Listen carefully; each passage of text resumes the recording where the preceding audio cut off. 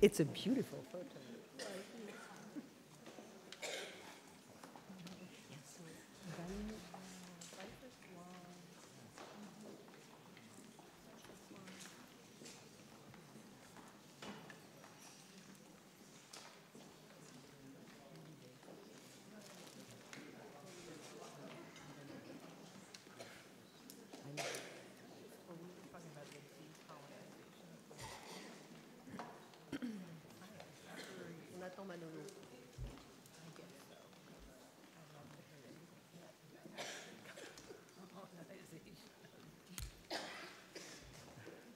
It's hard to see you over there.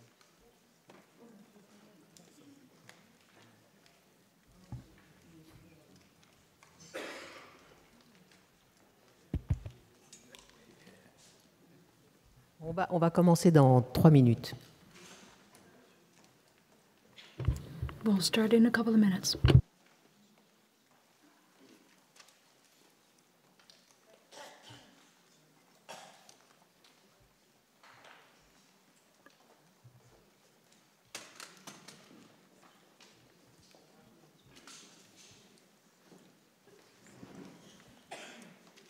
Voilà, j'y vais comme ça. Donc, changement de décor cet après-midi. On va se livrer peut-être à un exercice un petit peu plus pratique que ce matin, puisqu'en fait, chacune des personnes qui sont ici, à chacune des personnes qui sont ici, on a adressé, Olivier Biclon et moi, une forme de question. Has been sent a question by myself and by Olivier Biclon. A question that they will try to address on the basis of a hands-on case study. And each speaker has 10 to 15 minutes to address the question that has been addressed to them. So many thanks to all of the panel members for agreeing to spend the afternoon with me. My name is Elisabeth. We will continue along the lines of this morning discussion. We'll look at the present and future of museums, collections, and exhibitions. I'd like to start with the idea that we feel as though museums hate a vacuum. Whenever you see a museum, whenever we see a museum collection, there's no vacuum. The space is always filled, as though a museum was obsessed with filling up, obsessed with filling itself. But it seems to me that a museum of modern art, or contemporary art, is mostly comprised of a lot of vacuum. And so it is the issue of vacuum that I would like each panel member to address this afternoon. Zdenka has asked me whether she could start. I wanted to do things the other way around, but to keep her happy. I have the pleasure of handing over to Zdenka Badovinac. Since 1993, she has headed the Moderna Galleria in Ljubljana. The question that we have addressed to her is this. Your experience with this Museum of Modern Art in Ljubljana is about redefining and reinventing the museum following the breakdown of the former Yugoslavia. So you started out with a museum that first focused on Slovenian collections, and then you tried to go more international. Specifically, this was done via a commitment by regional artists, a commitment of these artists to conceptual art. So this collection, does it constitute a historical basis for developing new collecting priorities? In other words, this collection that you have rearranged on the basis of conceptual art, has it become a master narrative? Has it become the canon for your museum? And maybe also for other museums in former Eastern European countries. Please give a warm welcome to Zdenka Badovinac.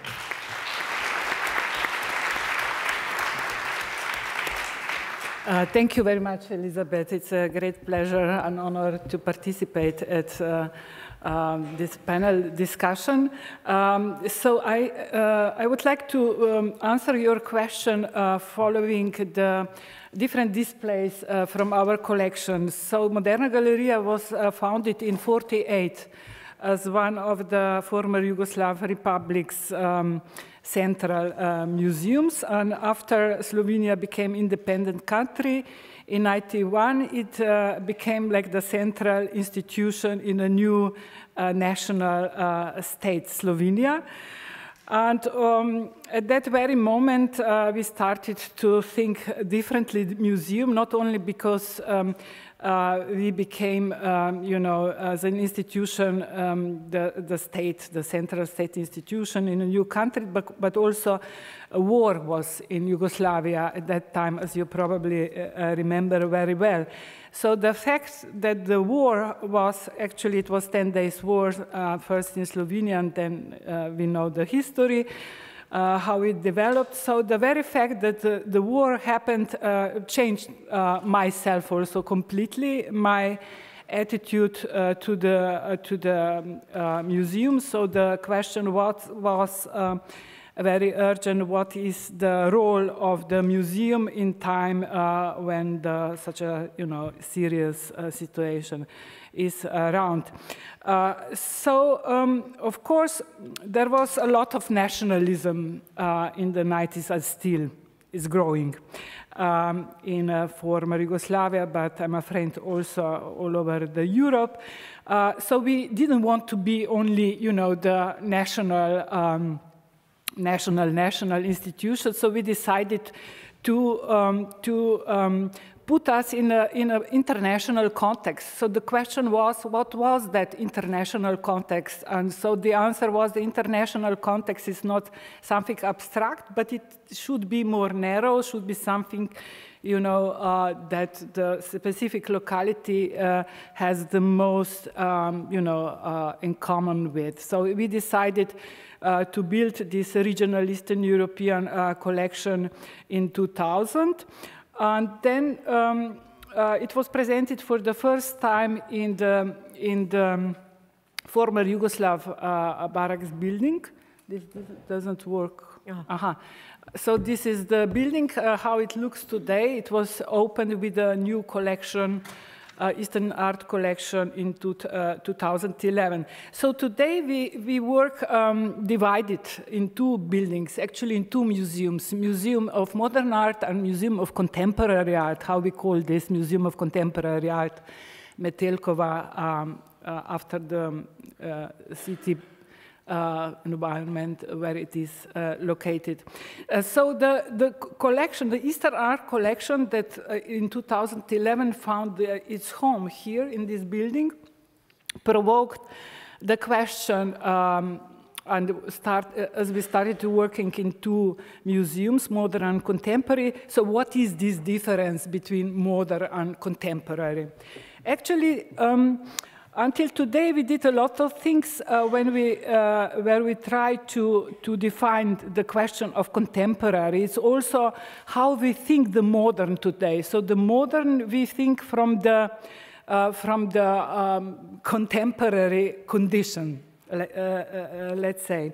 So, as a curator, as a museum director, I'm often invited to this kind of panels as I initiated Eastern Art Collection, and so many people think about me as somebody who is affiliated to this Eastern European identity or whatever. So I always try to say that we are not about identity, and we are not about diversity, as the first panel was, I think that the word diversity was mentioned many times. So what we are about more is about understanding the collection as a tool to define contemporary, a tool to create, let's say, a platform to communicate with the world, and a tool to create a local context. So it is very much about understanding contemporary as global. So Peter Osborne would say that the contemporary can be only the fiction. So we can't, we can't imagine all diversity of the world. So we can't really create this image, this idea of a global based on diversity. What we can do is only we can create a kind of construct. So the question of contemporary for me is how we, as a as a professionals or artists or whomever, how we communicate from the local to local, and how we, via this way, how we participate in this construct. The construct of contemporary is extremely important today. I think it's maybe even more important than question of identity, because it is something that shapes our subjectivity today. Via media, via all different apparatuses that are on disposal today. So the question is more how we function. What are the forces behind our work in the museum? How we are defined. It doesn't move again. So I will now make very brief tour around our two displays. This display of Slovene national art, modern art in Modern Art Museum, and then in Contemporary Art Museum with the Eastern Art Collection. So the first room in our Modern Art Museum shows us actually one of the dimensions of contemporary, how I understand it. So one of the dimensions how you present the artworks today has this archival approach. So we try we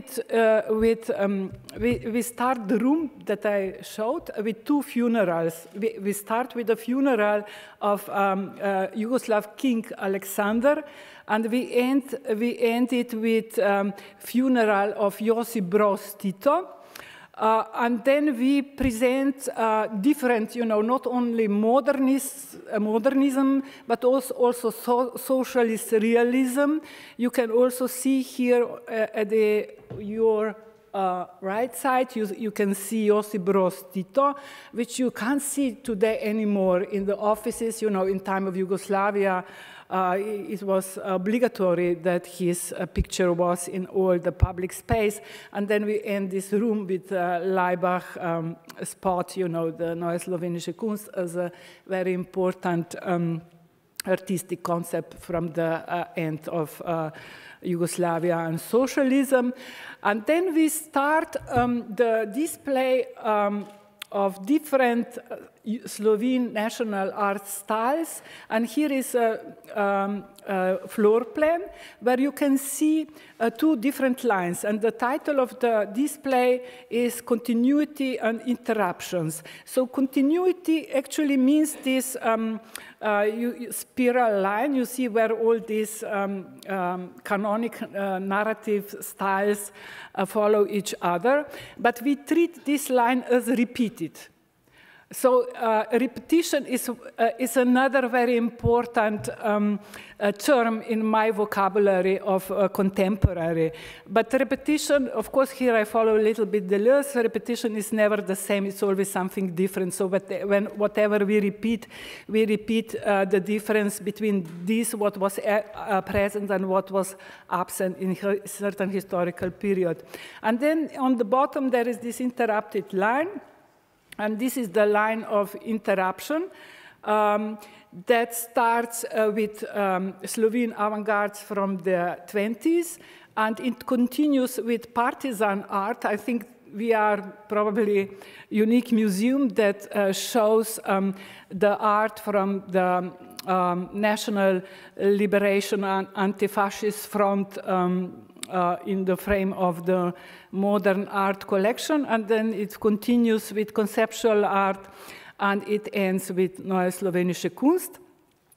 So the chronologically contemporary can be defined, at least for us, as a period that starts with the beginning of the 90s, specifically locally with new geopolitical situation. Slovenia became independent country.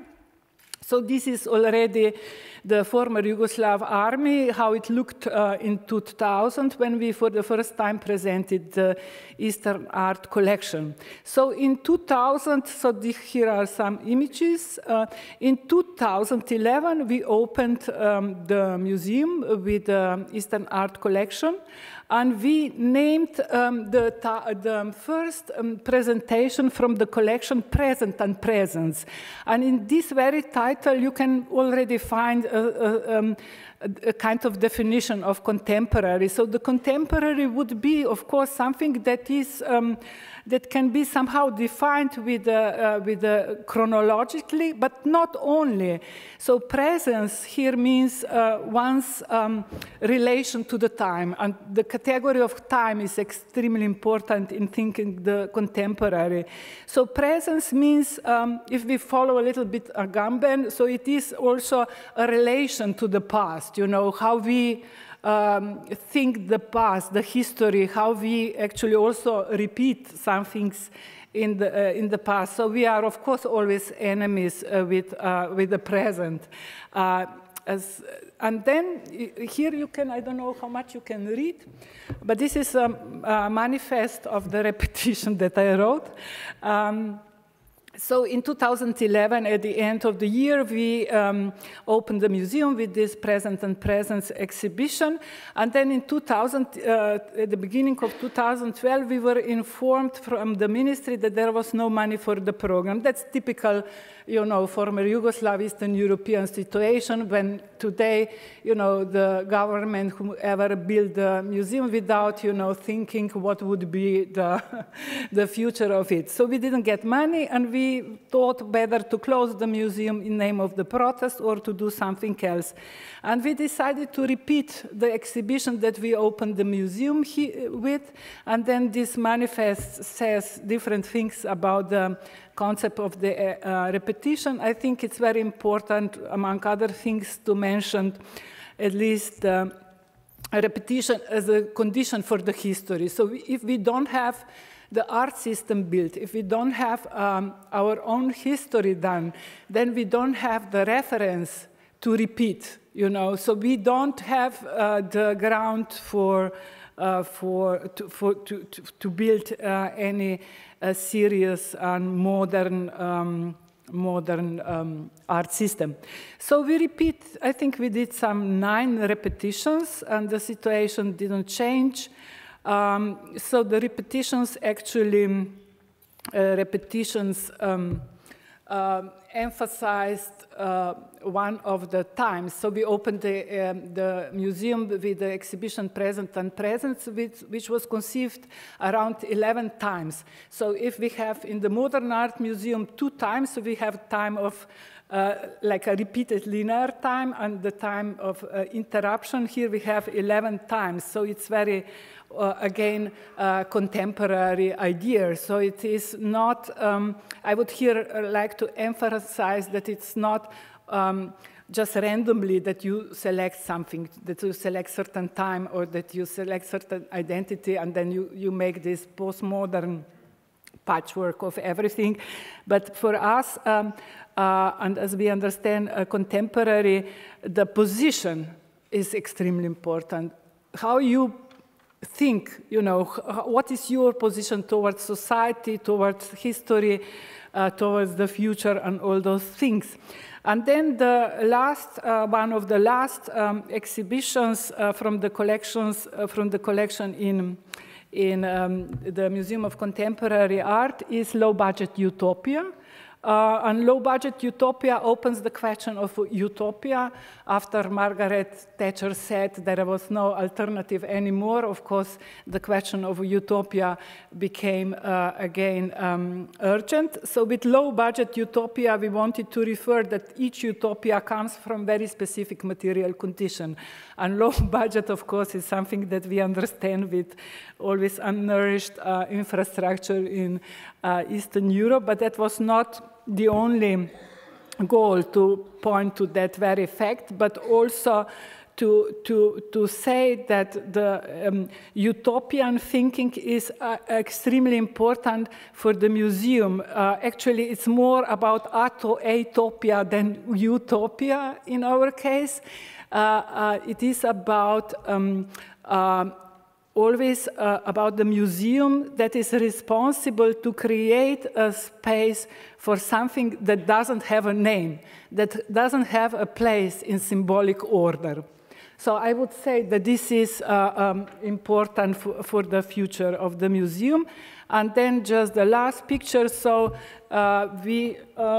this is the English translation, sorry, is in the small. I hope maybe I have here. Ah, it's here. So low-budget utopia ended with these different models of the museum.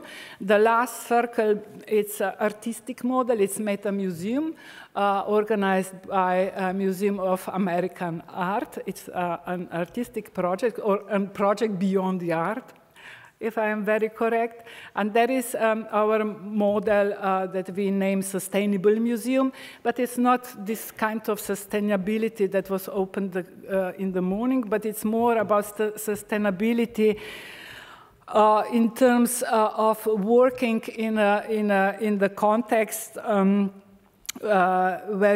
the museum tries to use all the resources, the intellectual, the social, the natural, different resources, and then it creates a platform where all these resources not only are kept, but they are also reproduced in a very specific way. Okay, so thank you so much.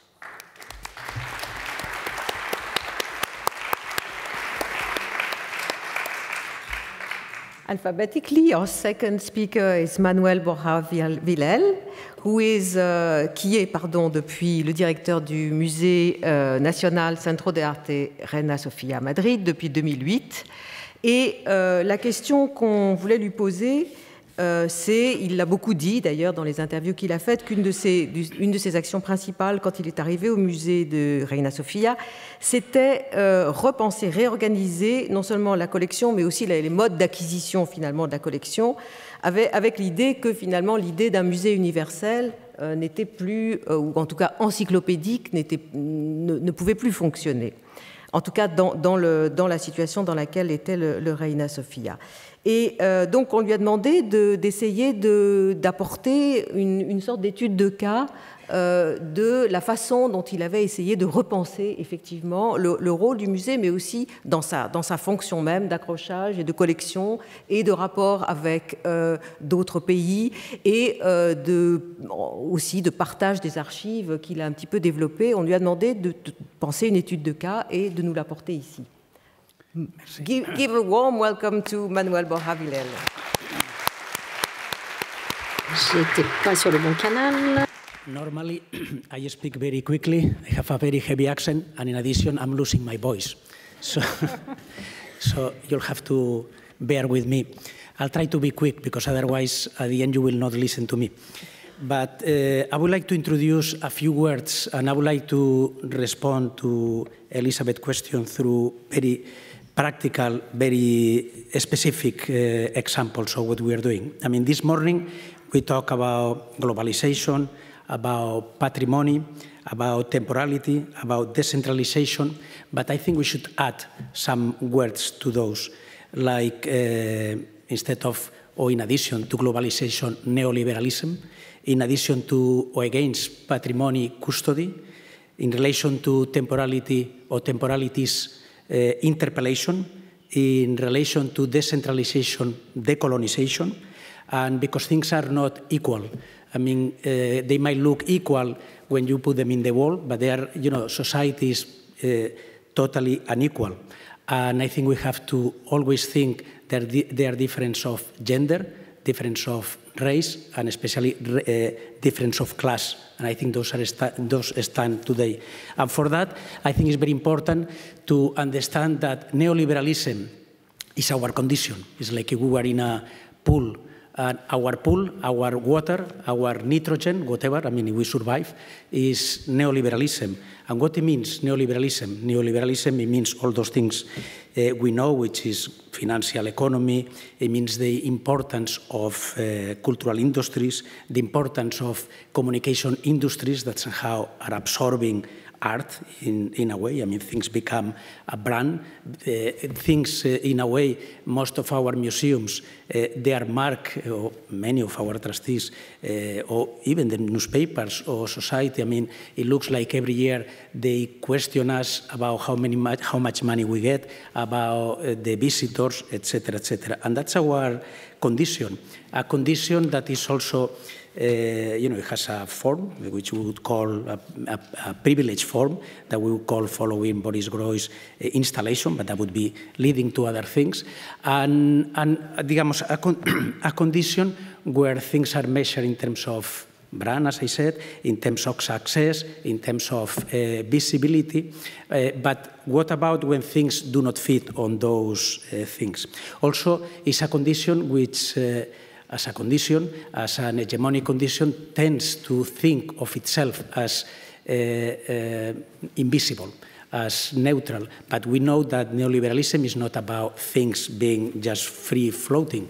Neoliberalism builds an ideology, again, success and all those things, but builds, and I'm talking about very specific conditions in continental Europe, so I cannot extrapolate to other places, builds a very bureaucratic, very administrative, very rigid conditions, where before, I always thought, I started working on this many years ago, and I always thought that the first museum where I was in the Tapies Foundation, I thought it was extremely bureaucratic, it was extremely heavy, and I thought, okay, this is the beginning. I mean, things will get better. I was very innocent. I mean, things get much, much worse. And we always thought that the administration, public administration, do not work, and that is better private. I'm not so sure if it's better or worse, but it works perfectly. It works perfectly for their function, which is something else.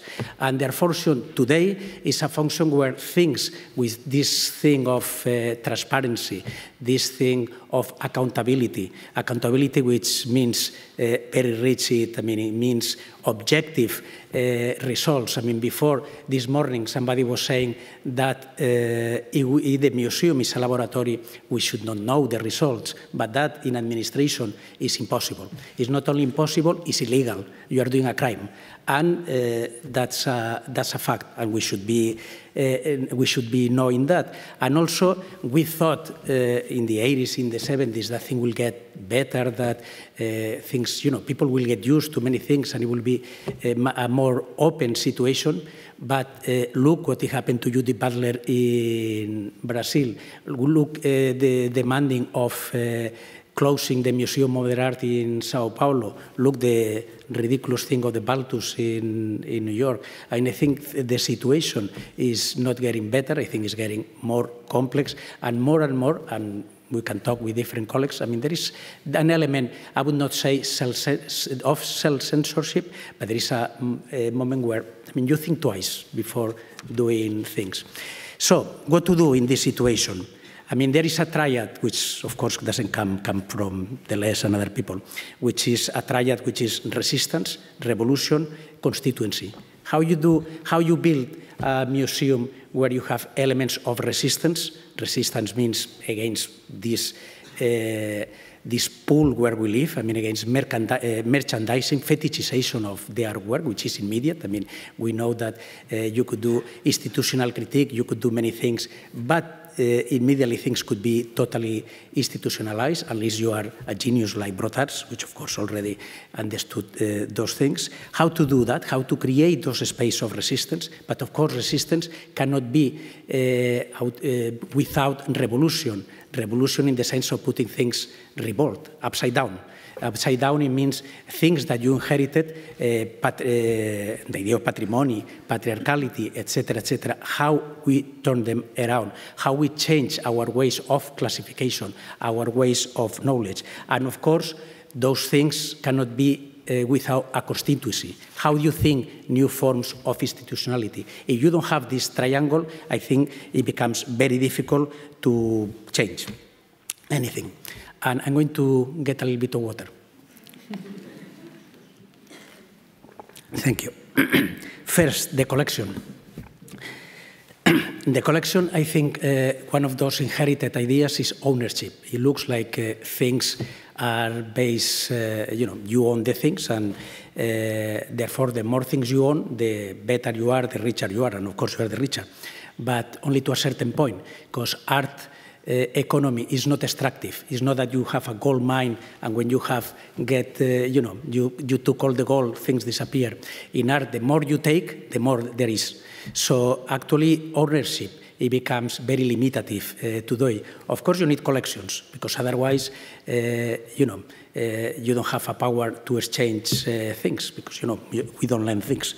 So I think we have to substitute and to begin to understand that works belong to everybody, like the ready-mades.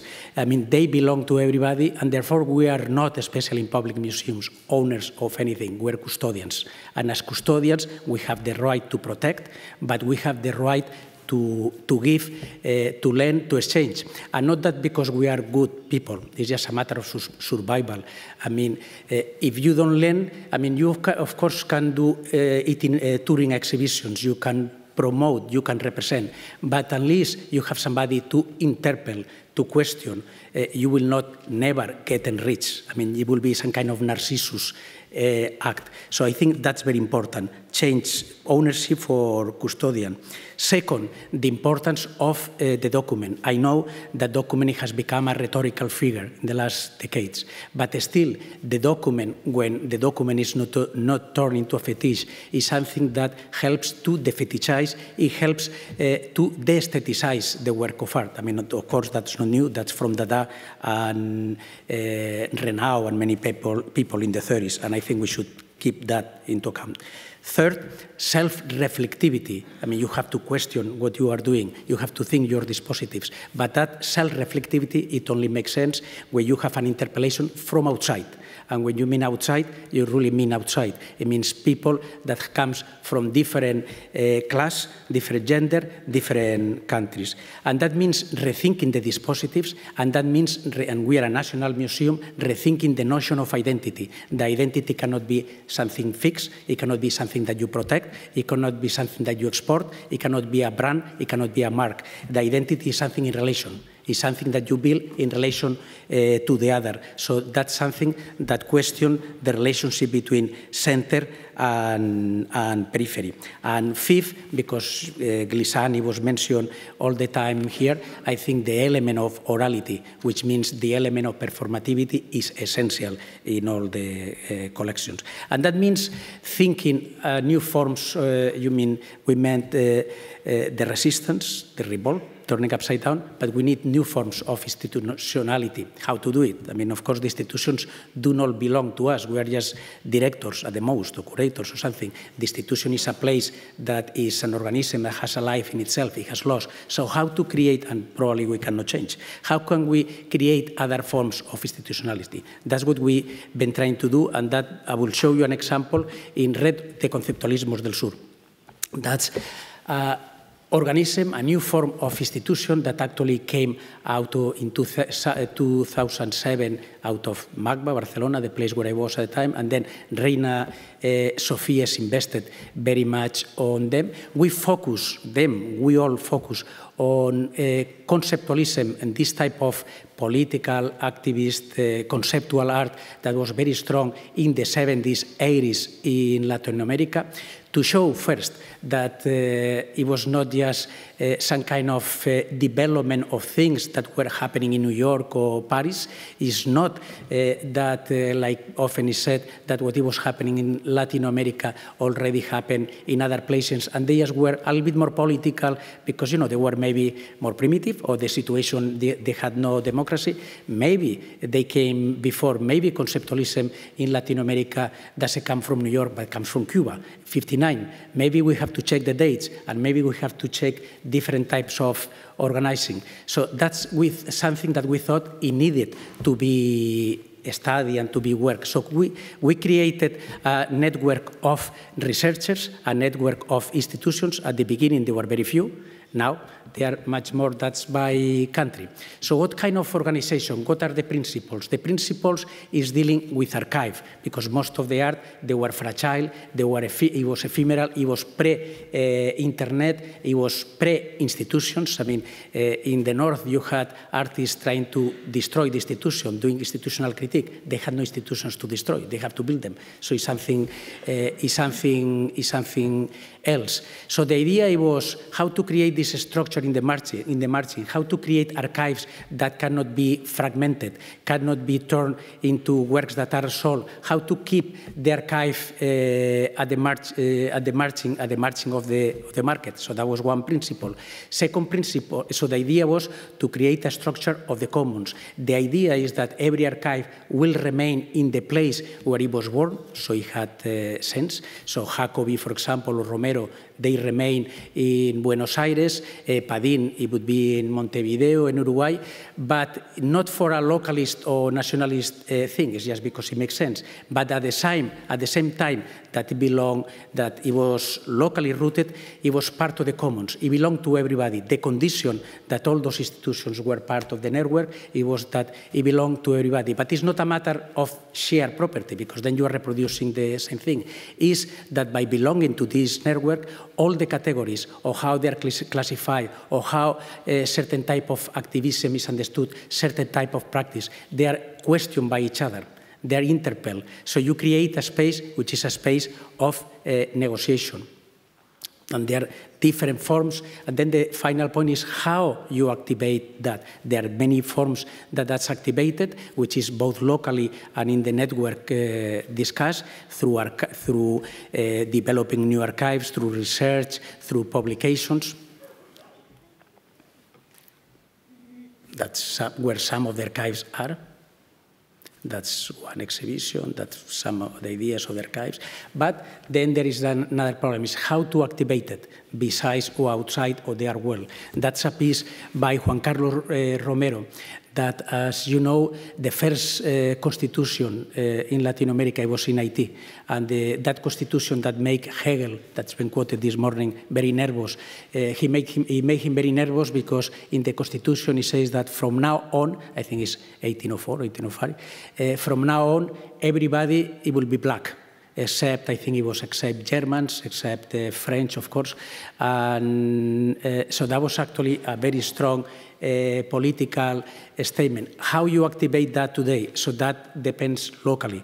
We did an exhibition, so it was part of the museum, but then together with Juan Carlos and other local activists that was actually around the 15M, around the Occupy Wall Street movements, actually they activated. So that's how, and also, I mean, this network, this organization, it was heavily at the beginning, of course, supported by our museum, but it became totally autonomous. It's autonomous of the market, it's autonomous of the nation state, and it's autonomous of us. In this moment, they survive, they can survive, and they survive without us very easily. So that's one point. It's about creating a different form of institution. How you create different types of narrative. I'm okay in time, or should go quicker? Yeah? I will show you an example of what we are doing in Reina Sofia from the point of view of the narrative in all this complex thing. Okay, the best example is where, let's say, contemporary art, contemporary culture, where begins modern art in Spain after Franco. Is all that generation, Tapies, Canogar, Saura, that great generation that wanted to make Spanish art in the 50s, 60s, international, wanted to bring the avant-garde. I mean, as you know, I was in the Tapies Foundation. Tapies is like my father, so it's not any mean criticism. But the truth is that somehow they created a history that was a myth. It was a history where they tried to be universal, at the same time very Spanish, through a kind of constructed, built idea what Spanishness was, which is dark, is this black and white color, which of course is a construction. And of course they were very critical with Franco, but they had this kind of mythical idea where first it was them, then it was Picasso, it was Goya, it was Velázquez, but it was a history without history.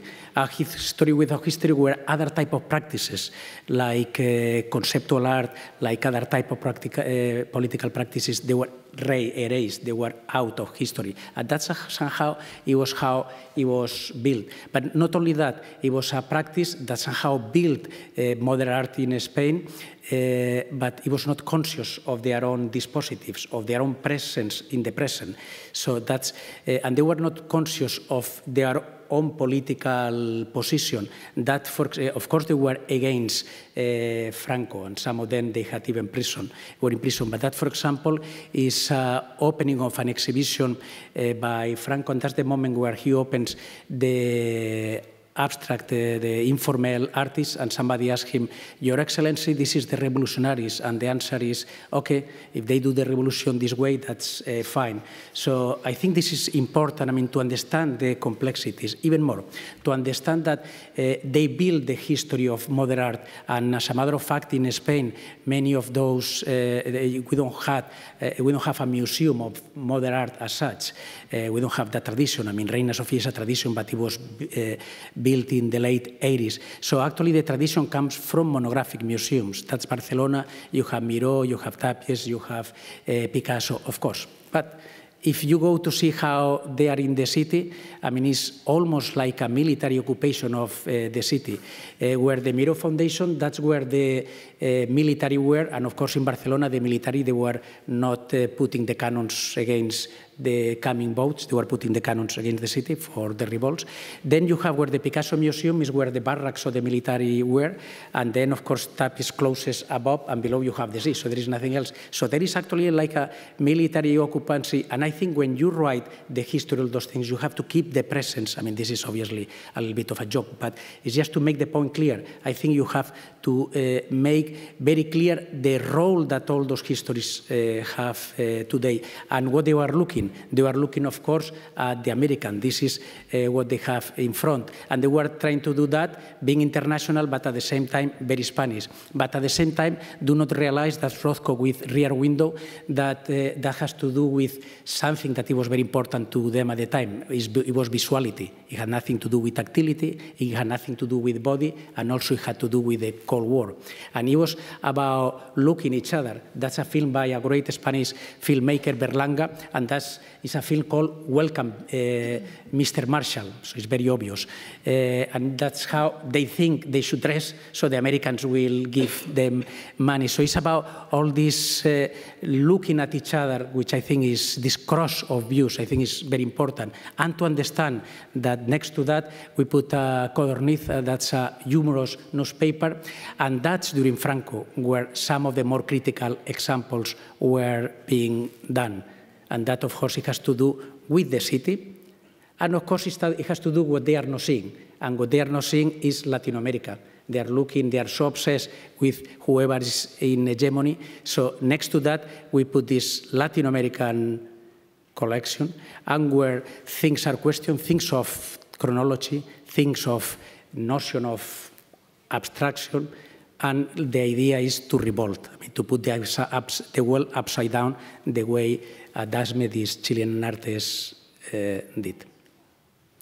And to do that is also important in order, I mean, there is something that is very important. There is an ethical attitude, which is very important to all of us.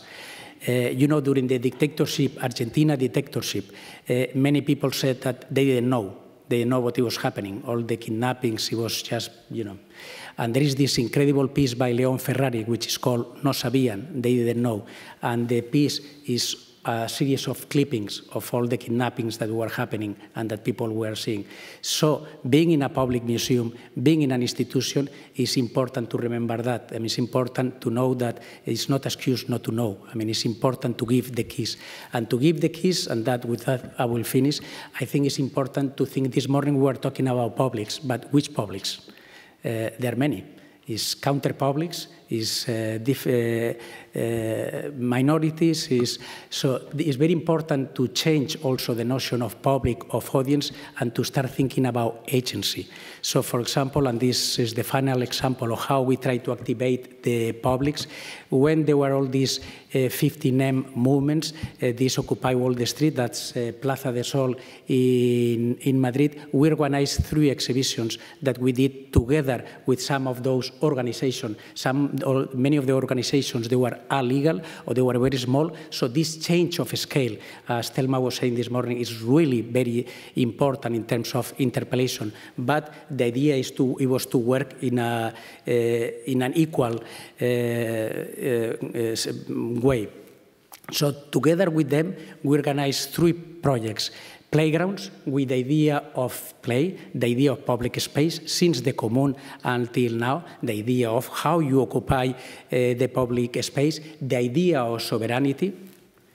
And then another show was called Real Useful Knowledge, about the difference between a knowledge that is utilitarian or a knowledge that is creative, a knowledge that escapes the utilitarian object. Actually, they were very much discussed, so much discussed that I had during 2 years, I was in court because I was denounced because this small piece, which is kind of very ridiculous.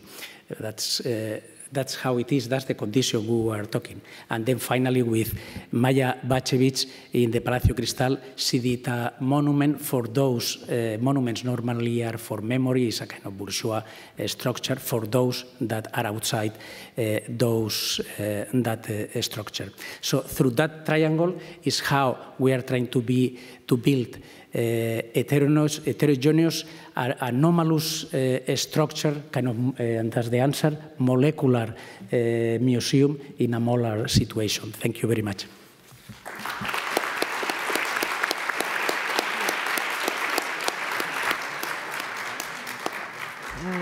Notre prochaine intervenante est Suzanne. So our next panelist is Suzanne Gaensheimer, who is the director of Kunstsammlung Nordrhein-Westfalen à Düsseldorf, après avoir dirigé le MMK à Francfort.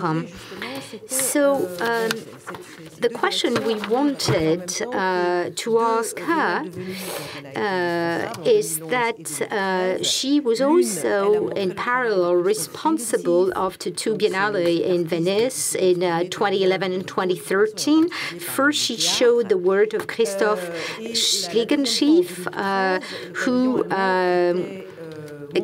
is an artist, but who expressed himself mostly on theatre. And in 2013, she saw the work of Hai Weiwei, Santu Mofolokeng, and of Dayanita Singh.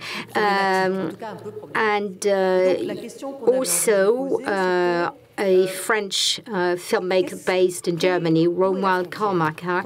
The question we wanted to address her is, where is the border? Where is the border between a modern art museum and contemporary art museum? And also, we asked her to speak, giving us some sort of case study. Thank you very much, Elisabeth, and also thank you, Suzanne Pachi and Olivier, for the invitation to this really amazing new museum and this very interesting panel today. I would like to answer that question by introducing the institution. Why is it moving all the time? I don't know. It should stay still. Alors, il y a un problème, ça bouge. Apparemment, les diapos bougent tout le temps. Est-ce qu'il y a une façon d'arrêter le PowerPoint?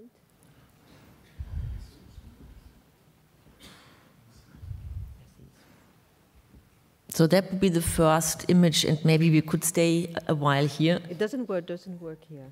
Ah, okay. Alors, so, peut-on avoir de l'aide? Y a-t-il quelque... So we have a little technical problem with images. Oui, c'est toujours le MoMA qui revient, donc. Bernard Blisten nous fait savoir que c'est toujours le MoMA qui revient.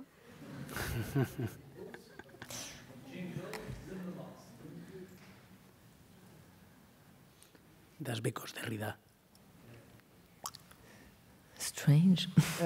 Personne à la... Can I do it mechanically? Ouh, la technique. D'accord. Bah... You want me to do it for you? Oh, yeah, that would be. No, it doesn't come back. Okay, Voilà, good. voilà. Okay, great. So I would like to answer that question by introducing the museum I'm working for since last fall, and to give you some very concrete examples of our new program, which we started there and which we did in the temptation and aim to open up a little bit, bring life into this really very established museum where we are working in Düsseldorf. The K20, K21 Kunstsammlung Nordrhein-Westfalen is one of the larger museums in Germany, next to Berlin, Munich, Dresden, and Stuttgart, and it has an important collection of classical modernism, post-war modernism, and contemporary art. And it has two buildings, the K20 and the K21. The K stands for Kunst, which is the German word for art. So the K20 is supposed to show the art of the 20th century, and the K21 the art of the 21st century. That logo was invented when the second building, the K21, was opened in 2002 by the former director Armin Zweite. And I took up this idea because I remember that time when it was invented, it seemed extremely visionary to me to have this number 21 at a moment where we all didn't really realize we are in the 21st century already. So the K20 is located in the center of Düsseldorf, very wealthy and established city in Germany, and in this really beautiful postmodern building designed by Arne Jacobsen and built by Dissing and Weidling. And the collection was founded in 1962 due to the acquisition through the state of North Rhine-Westphalia of a private collection of a large group of works of Paul Klee as an act of reconciliation. Paul Klee has been teaching in the academy in Düsseldorf, and he had to leave Germany under the Nazis. So the state of North Rhine-Westphalia acquired that work to make a sign, a post-war sign, so to say. Then founding director Werner Schmalenbach started to build up this collection on that basis of those works of Paul Klee. And he had a very specific agenda. He only wanted to collect masterpieces. So he was collecting all the large names of that period of classical modernism. Pablo Picasso, of course, the Cubists, George Braque, Paul Klee, then the Surrealists, but of course also Mondrian and all important figures from the early 20th century in Europe. He refused or was not interested in all in the idea of context or narrative, and through this approach, then which he continued also in the post-war section, here mainly in the United States, post-war art. Like, of course, there are all the important artists from the pop art, and then earlier, a bit the period earlier, Jackson Pollock, the abstract expressionists, Barnett Newman, Mark Rothko, but also, of course, the minimalists from Donald Judd to Ellsworth Kelly and so on. So through his specific way of collecting, we today have a collection which is not very large, but which has only really extremely iconic work of those very influential artists from that period. And it has become one of the most famous collections and exemplary collections in Europe, and it's extremely canonical in terms of European modernism.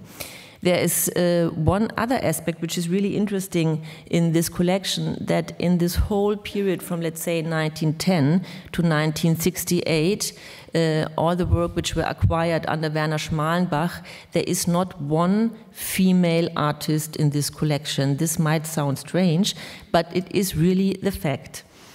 So, of course, later the collection was broadened, especially in the field of contemporary art, which I will speak about later. But speaking of this part of the collection, the team and I were thinking about how can we open up, how can we work in a way that we open up this very rigid, very canonical, and of course very good collection of masterpieces to a more global perspective. How can we open up this collection and the museum to the diversity of a contemporary society, and make the space more public, and also give more space to a broader experience of modern and contemporary art. So the first exhibition we showed last year when we started in this new constellation was a survey, the first large survey of the work of Carmen Herrera. We did this in cooperation with the Whitney Museum of American Art, and we were extremely proud that it was possible to get those really important work, more than 70 works of Carmen Herrera, to show them in Düsseldorf and in Germany and in Europe. The reason why we wanted to show Carmen Herrera was because in that collection there are all the important artists who were colleagues of Carmen Herrera, like Barnett Newman, Ellsworth Kelly, the minimalists, and she of course was never part of the group in that time. But now, today, we know how important her work is, the very radical conceptual form of minimalism she invented. And we were, of course, also interested to show Carmen Herrera's work because we wanted also to open up a little bit this very Western perspective of this museum. And last not least, we were, of course, very interested to integrate a female artist, not only as in form of an exhibition, but of course also into the collection. So we acquired several works of Carmen Herrera, which are now hanging between Kenneth Noland, Joseph Albert, and all the other masters of minimalism. But to show you one other example, there was another approach which we choose. What you can see here is the largest hall we have in our museum, and that hall is normally used to show large exhibitions. So there's lots of exhibition architecture in that hall. Also the ceiling is mostly narrowed to show small format art. And we wanted to open up that space again and to work with the space as it is. So we invited Maria Hasabi, the choreographer and artist Maria Hasabi, to modify her work, Staging Solo, which you might have seen at Documenta this year, to modify it to this particular space. And we were really interested in Maria Hasabi's work because what she's doing in her choreographies is bringing images into movement. Her work is about images, but those images start to move. And there are many historical hints she gives us, but of course it's always abstract and never concrete. And we wanted to give the public a different kind of approach to see images, to see pictures, because in this museum the only media we have are pictures. So I would like to show you just a 1-minute film. Does that work? Yeah. It's just 1 minute, then you can see a bit better how it works.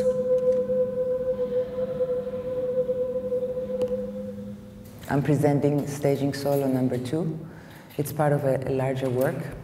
And when I first came to see the space here, I decided that I wanted to show this iteration in a way, the most minimalist iteration of staging.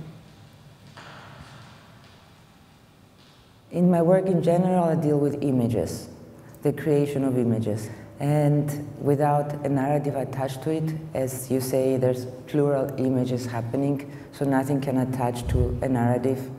The difference is, because we're dealing with live performance and a live work, you don't just see an image that's been prepared and is ready, given to you. You see the process. It's a process of making images.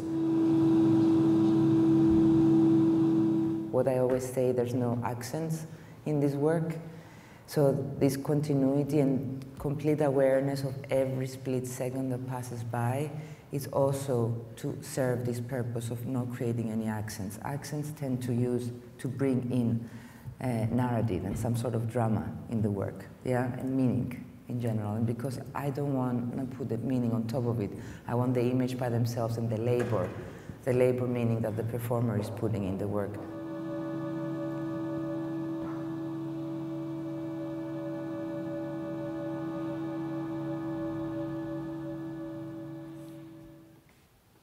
Okay. The next exhibition we are currently planning and working on together with the Tate Modern is the first survey of the work of Annie Albers. Also here we are of course interested that that this is an exhibition which for the first time shows the work of Annie Albers herself, not as the wife of Joseph Albers, but much more than that, we are interested in the different media she's working with. She was one of the first artists using not only fabric, but also the process of weaving to transform that into an art form when she started at the Bauhaus. So this idea of how can we transgress the borders between the media is something I've always been working with, as one can see in my work in the German Pavilion, for example, but also in the museum in Frankfurt. But how can I transport this into a museum and a collection of classical modernism? How can we transgress borders of formats, of media, and of trajectories, artistic trajectories, also in the realm of classical modernism. And the most important project we are working on at the moment to revision our own collection and our own self-image of a museum for modern and contemporary art is a project called Museum Global, which is a very broad research project which we will present in form of a large exhibition in the whole museum, also in the collection, where the team of curators of the Kunstsammlung went into all continents and made research for quite a long time. And we're researching microhistory, we call it microhistories, little very specific moments of modern developments in other parts of the world, in other continents. And we want to show those contexts, those microhistories and their specific context in the context of our European concept of modernism, which the museum in Düsseldorf is standing for. So we will have a large variety of work. I think it will be like between 80 and 100 works of art. Here are just some examples. What we also want to do in the future is that we, first of all, acquire work from those artists from other parts of the world. So through this form of acquisitions, open up the horizon of our collection. But what we also want to do is to pick up certain figures from that survey exhibition and dedicate those figures large retrospective exhibitions to go also into depth into other examples of modernism from other parts of the world. So we are already planning an exhibition, for example, of Amrita Sher-Gill and other artists from this exhibition.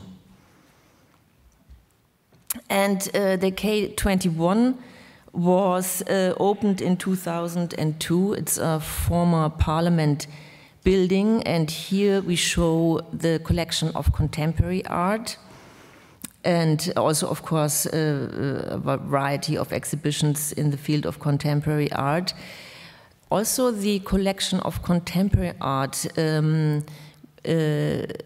has a certain focus in Düsseldorf. The main part is artists from German-speaking countries, but we do have also a variety of different media. For example, photography plays a very important role because, of course, in Düsseldorf, where Bernd and Hilla Becher were teaching for many years, there is the school of the Bechers, all those really famous photographers like Andreas Gursky and Thomas Ruff and all of them. So they, of course, make up a very important part of this collection. Then masters of contemporary art like Reinhard Mucher, Thomas Hirsch, and many others. So in this part of our museum, we primarily at the moment focus on opening up the collection geographically. Yeah? So we started our program last year with a solo exhibition of Akram Zaatari, who is also dedicated to photography, but in a very different way, in the way we know from the school of Bernd and Hilla Becher. He's an archivar, he is a curator of photography, and he deals with photography as a manifestation of time and history. So in that example, this is an example how we try to open up also the narratives of our collection to show other approaches and, of course, artists from other regions in the world. We are currently planning an exhibition of Raak's Media Collective, which will open in April, and then later this year we show a large exhibition of Sao Fei from Beijing. And here, speaking about Sao Fei's work, I also wanted to address this whole topic of the digital, which has to become a part of our modern museums, but in different ways. One is in the form of art and in form of the artists' artworks which are using this media as a tool, like any other tool, but of course also in the field of social media, the website and everything. But this is all something we have to establish new in this museum, and we just started to work on that. Another, of course,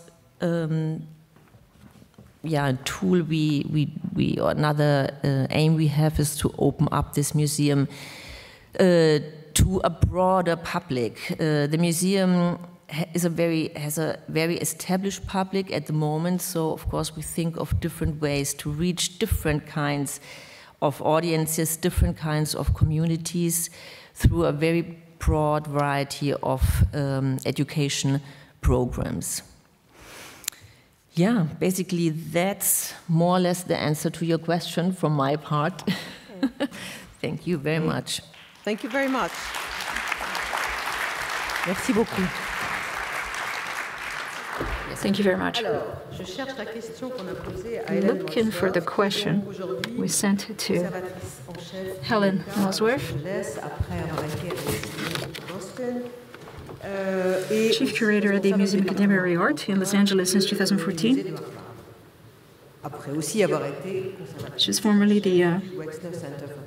She was previously the head of the Department of Modern and Contemporary Art at the Harvard Art Museum and chief curator of exhibitions in the Wexner Center for the Arts in Columbus, Ohio.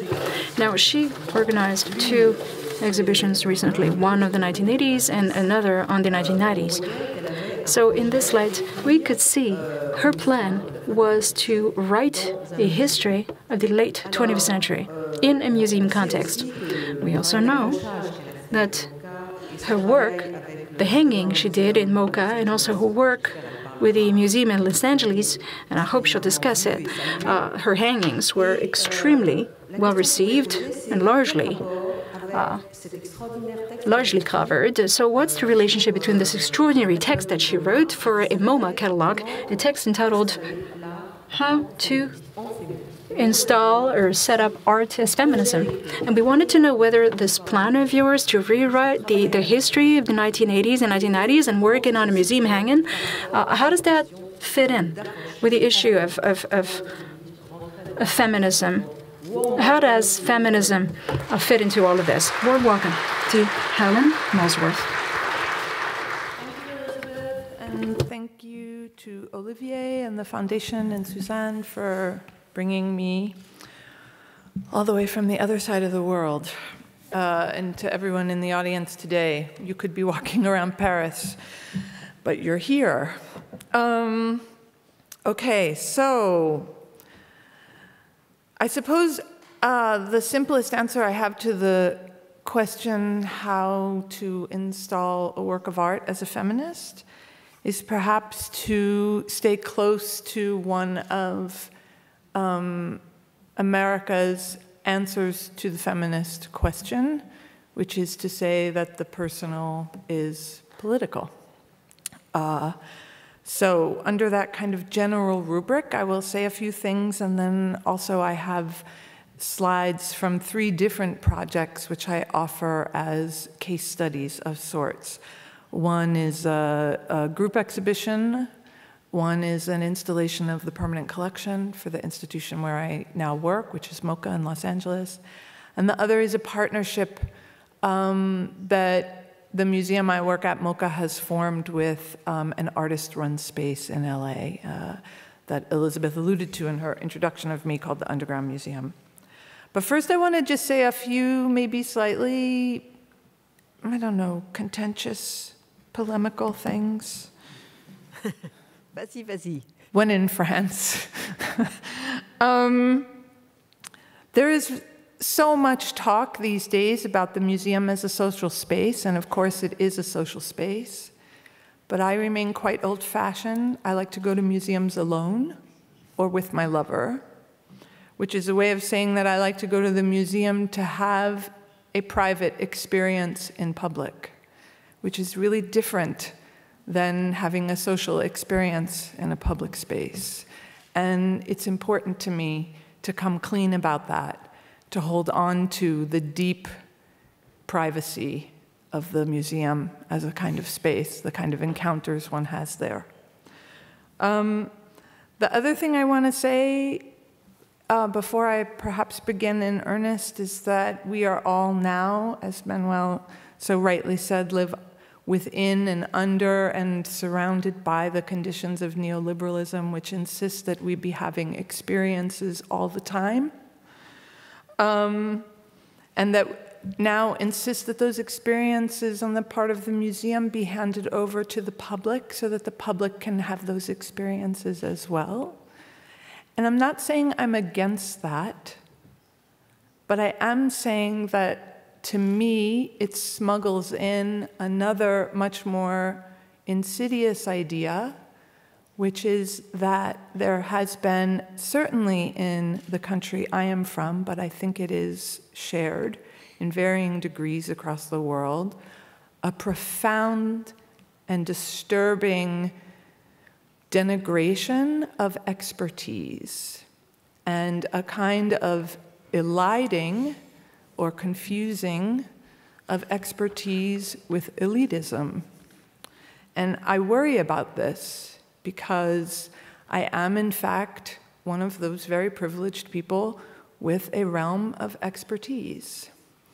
I see it as my job to share that expertise and to make that expertise legible and visible to other people who share it, to people who share expertises that are adjacent to it, and to open up that field of expertise for people who do not participate in it. Myself, perversely, the only way that I have been able to come up with how this might be done is actually to insist on something very authored. So by that I mean, one of the things I'm interested in as a curator, and I speak very much from the position of a curator, most of my colleagues on this panel have had the good fortune to speak from the position of the director. But as a curator, one of the things I'm interested in is narrative. I'm interested in telling the audience a story. And I'm interested in that story being authored narcissistically, bien sûr, by me. It is a story I am telling you. And as such, it is authored, and as such, it can be addressed. It can be argued with, it can be quibbled with, it can be in a discursive arena with other stories. So I hold on to this because I actually think that in our attempts, our collective, and I think really like genuinely well-intentioned attempts to open up the museums in our respective cities and countries to the forces of globalization that we know we all live in, and to make those exhibitions and our collections and our presentations more diverse. I think we still, if we do not lay claim to the authorship of those narratives, we still run the risk of a kind of omnipotent knowledge that portends to truth. And that kind of omnipotent display is something that I remain really deeply suspicious of. So the first time I tried to really put my money where my mouth is, a neoliberal phrase, avant la lettre, was an exhibition called This Will Have Been, Art, Love, and Politics in the 1980s. I'm just going to run through the show very quickly, or some slides from it. But this is really the picture. This is a picture that tells you that I learned how to install art by looking at Louise Lawler. This is a picture that perhaps can also tell you that I am deeply admiring of Jeff Koons's Bunny. I see it as emblematic of its period. It is the ultimate, perhaps, work of art of the 1980s.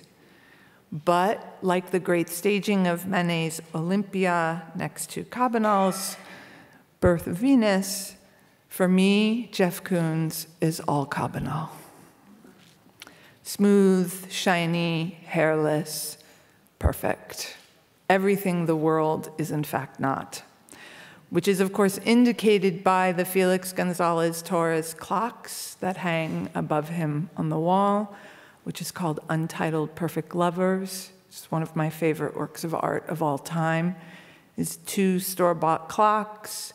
You go, you buy them, they're battery operated, you pop in the battery, you set the clocks to the same time, and within about a day and a half, they no longer tick at the same time.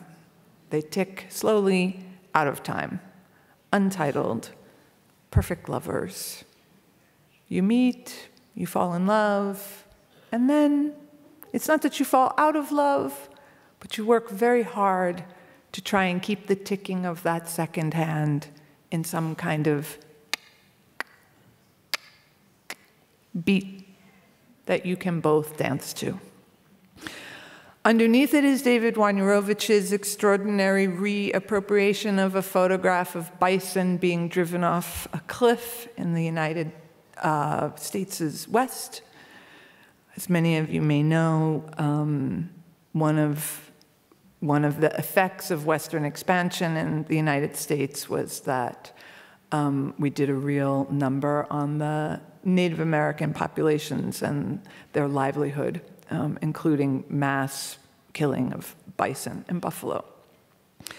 So this is a way of saying that this perfect market object by Jeff Koons is being framed by 2 of the most important artists of the 80s in my estimation, Felix Gonzalez Torres and David Wojnarowicz, both of whom were gay, both of whom died of AIDS. And of course, you can see General Ideas AIDS wallpaper in the background, which is a way of saying that I was interested in making a show about the 1980s that was resistant to the way the 80s was being increasingly discussed in the American Academy and in art magazines and in museums most of all as a period that supported the kind of rise of the return of painting. So the show did indeed begin with painting, Hans Hake's painting of Ronald Reagan, in relationship to David Hammond's painting of Jesse Jackson.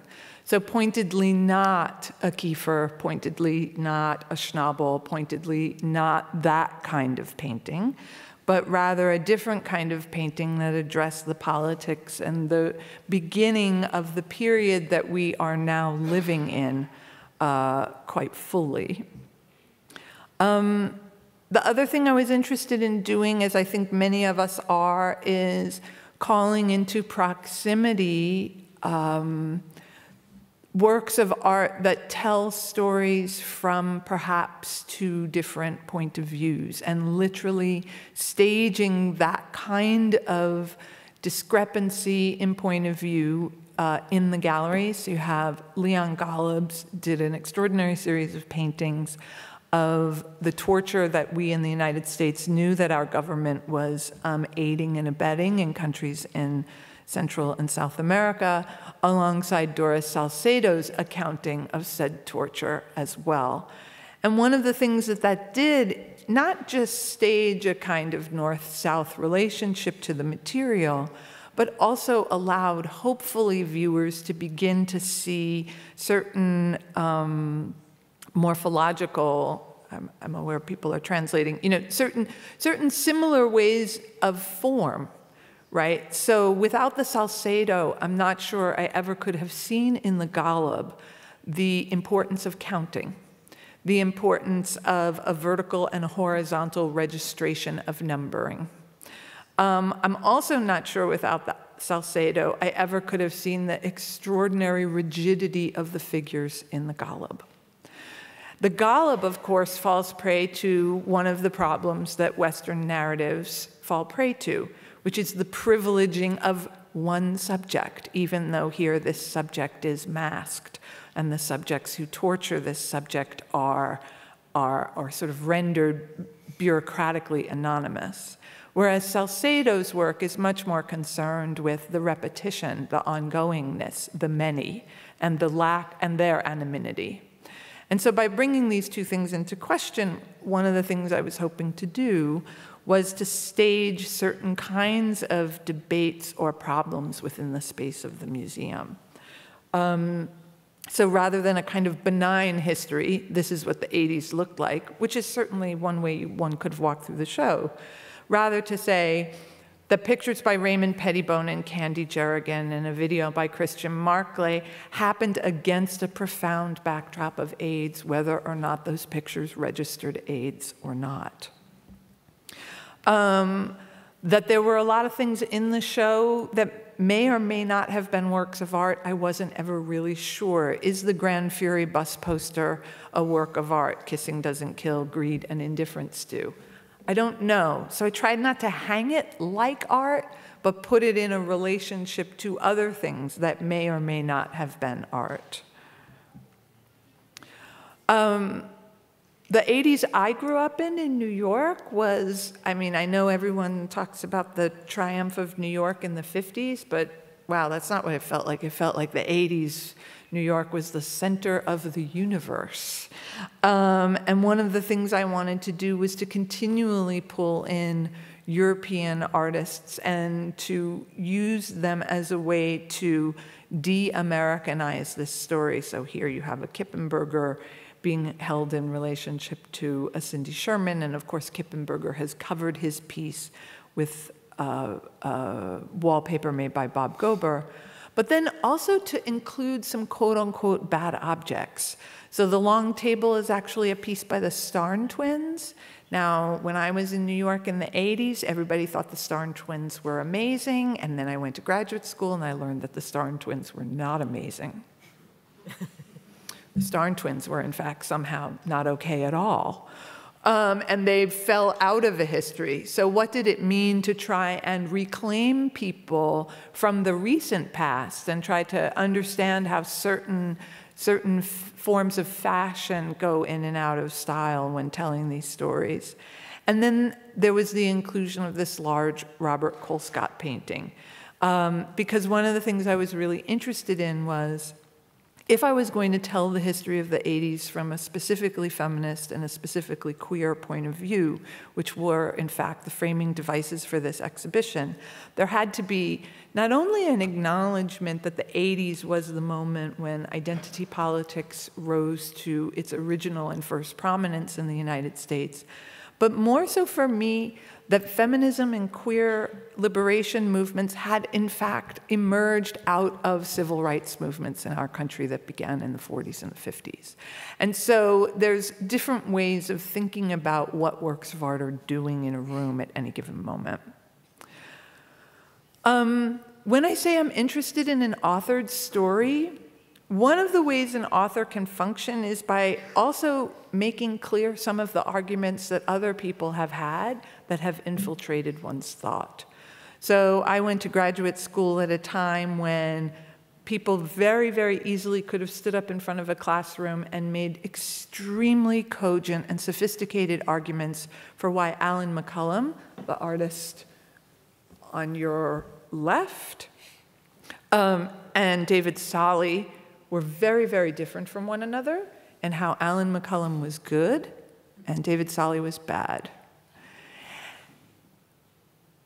And I just started to think, I don't know, really?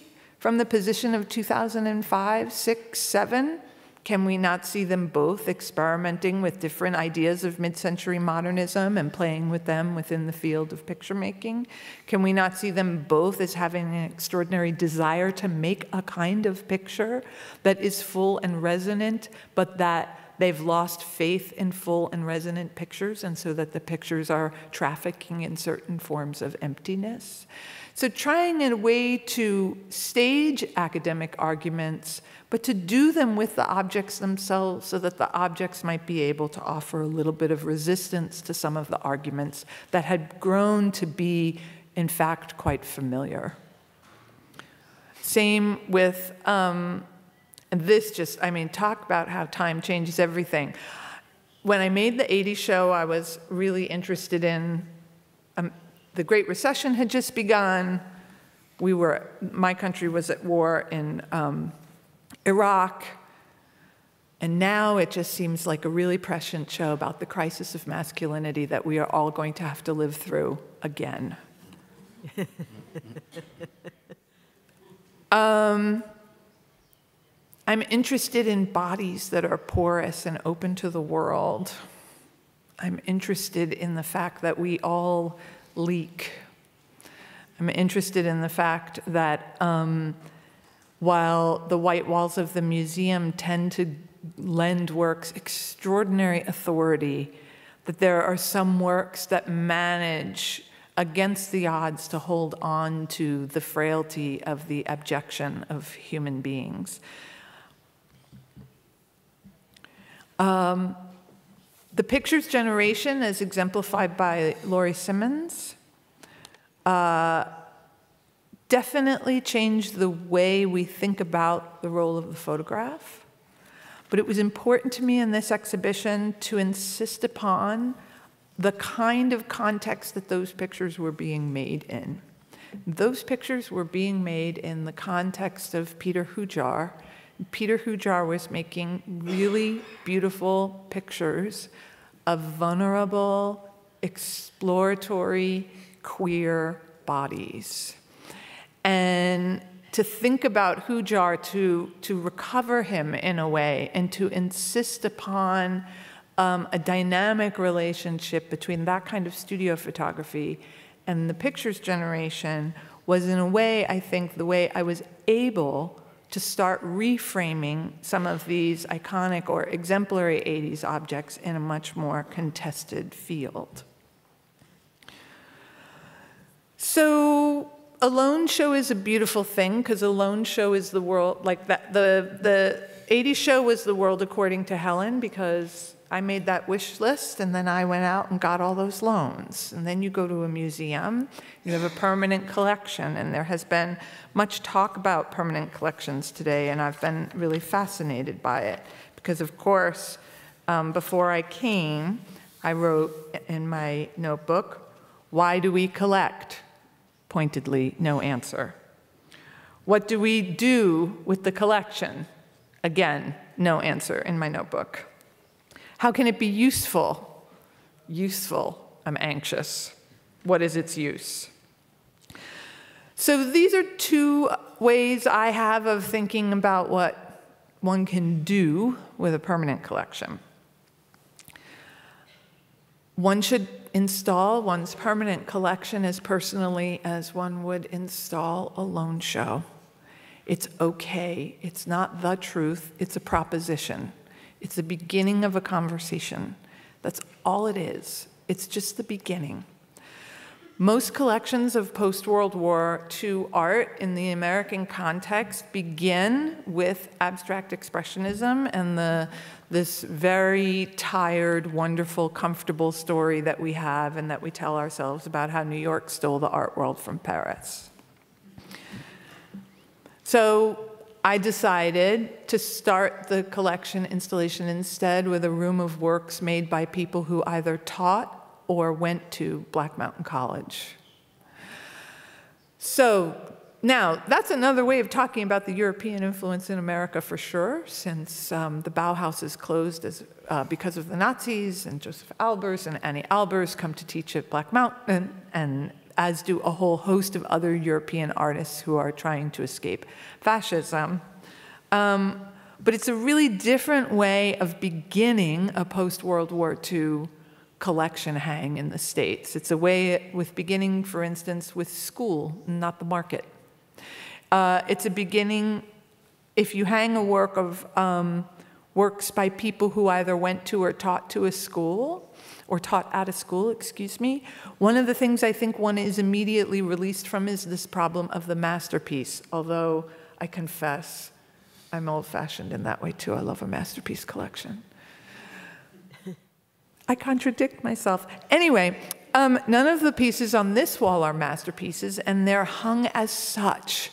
But if you start with a school, then you can have a really different relationship to what the material is going to be. And just very quickly reading from the Chamberlain, it's Chamberlain, de Kooning, Motherwell, Klein, Siskind, Wolfler, Callahan, Merce Cunningham, Ruth Asawa, and then Dorothea Rockburn hung over John Cage.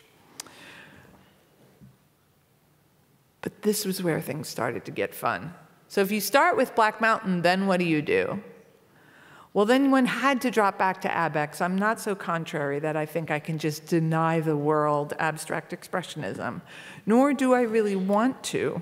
But I did want to reframe it differently. And I wanted to actually think about it as being more related to Europe than to America.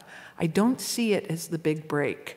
I actually see Abex as still with an eye back over the ocean, looking toward the old country, believing in certain ideas about a whole image contained within a frame, believing in certain humanist ideals. So here you have Gorky, Lee Krasner, and Helen Levitt, and then, of course, two Giacometti standing figures framing the Krasner. So I've done a couple of things that apparently people felt at the time were very bold. The inclusion of the Levitt photographs was about saying, I don't see a distinction between painting and photography in this instance, but it was also a way to get more women in the room. And one of the things that happens is if you're willing to hang works on paper in rooms with paintings and sculptures, you can diversify your room very quickly. It's a simple gesture, but one can place a Pollock not on the good wall. One can displace the Pollock and still have the Pollock. One can put the Pollock in relationship to the Giacometti as opposed to in relationship to like pictures of the American West. One can put the Pollock in relationship to Fautrier. And then the little picture hanging next to the Fautrier is a Robert Colescott. Colescott is an African-American artist who came to his sort of prominent works were really the late 70s and 80s. There was one in the earlier slide. Now this Colescott is completely atypical. It's a minor picture. It's a portrait of a face. It's from 1954. Everyone who went up to read the label and who saw that it was Colescott had that kind of like, oh my God, where'd that come from? I didn't know he did stuff like that. Nobody did. It was really early. But it was close enough in the time period to the Fautrier, and it was sort of interesting in its existentialist quandary. Like, what is a face? How does one make a face? And by putting it next to the Fautrier, which I admit was a willful gesture on my part, because I was trying very hard to make rooms that I wanted to be in, which is another way of saying I wanted to make rooms whose practitioners were diverse. But the minute I put that Colescott next to that Fautrier, something else became available to me, which was that particular placing of the Giacometti. So I was always taught that Giacometti was about existentialism and Jean-Paul Sartre. And it was this, this eternal quandary of aloneness, which I'm all about, have it every day. But because that Robert Colescott, because that weird face got put next to the Fautrier, I thought, what if Giacometti isn't actually about Sartre? What if Giacometti is about Levinas? What if about Giacometti is actually about an encounter between two faces and that ethical moment of trying to understand that any ethics we have with one another are not based on our similarity, but actually can only be based on our difference? Could that happen? Could I do that with two Giacomettis? So, I'm sure no one who walked through the galleries was like, wow, Levinas. But this is the life of curatorial work. One makes many gestures. The more important gesture, though, really for this particular afternoon is that the next room is a pop room. And again, willfully, I installed the Betty Saar in the pop room, because I thought American pop is taught to us as basically being about the commodity and the beginning of a commodity regime. And I thought, well, but what if we held it in relationship to assemblage and funk, which means that you hold the shiny new commodity in relationship to the detritus or the garbage that the commodity produces or where the commodity ends up. And to think about Betty Saar in that room was a way of kind of breaking open the stranglehold that pop has on what it might mean to think about the image or what it might mean to think about the everyday. Because now all of a sudden you had to be thinking about a figure like the Mammy as an everyday image, and what did that mean? The other thing I tried to do, again, there's a Lee Lozano hanging next to that Lichtenstein painting, and there's a Tanaka drawing hanging next to that Jasper Johns painting. So if one is prepared to break down certain conventions, the rooms can get much more expansive and much more diverse immediately, while still kind of holding on to some of the art historical ideas that are blooming in the academy right now. So for instance, to put the Tanaka drawing, which is basically a diagram for the electric dress, next to a Jasper Johns map, was to try and summon, for some audiences, art historical audiences familiar with all of the new research and scholarship being done around the diagram, that we could actually be thinking the diagrammatic across people like Johns and Tanaka, as well as their later conceptual art progenitors. I just wanted everyone to relax and know that I'm totally capable of installing a room of masterpieces by Mark Rothko. It's an amazing room. And it opened out onto a room of color field painting or hard edge abstraction, in which, and here I'm thinking about something that Thelma said this morning, in which the site specificity of where I work is really important. I work in Los Angeles, and Los Angeles has been playing this sort of like weird second fiddle game to New York for most of the post-war period. So what you're looking at is an Anne Reinhardt on the one hand and a John McLaughlin on the other. But again, it's a similar gesture to some of those gestures in the 80s show. It's to sort of say that while the discourse around these two artists and around these two works is very, very different, that if you take just one step back and you pretend, you know, like you're a Martian who has just landed here, the difference between Reinhardt and McLaughlin is a hard one to maintain all the time. And that one of the key lessons, of course, of art history is compare and contrast. And that the compare part is actually just as important as the contrast part. To figure out the how and why of things being similar is as important, it seems to me, as the how and why of how they are different. And then this just continues this kind of game with Ellsworth Kelly and John McCracken, and we can do a great room of these white boys. I mean, we've got this white boy thing down. So how do you complicate it? Well, you complicate it by showing Helen Lundgren, who no one really knows about outside of Southern California, and she's married to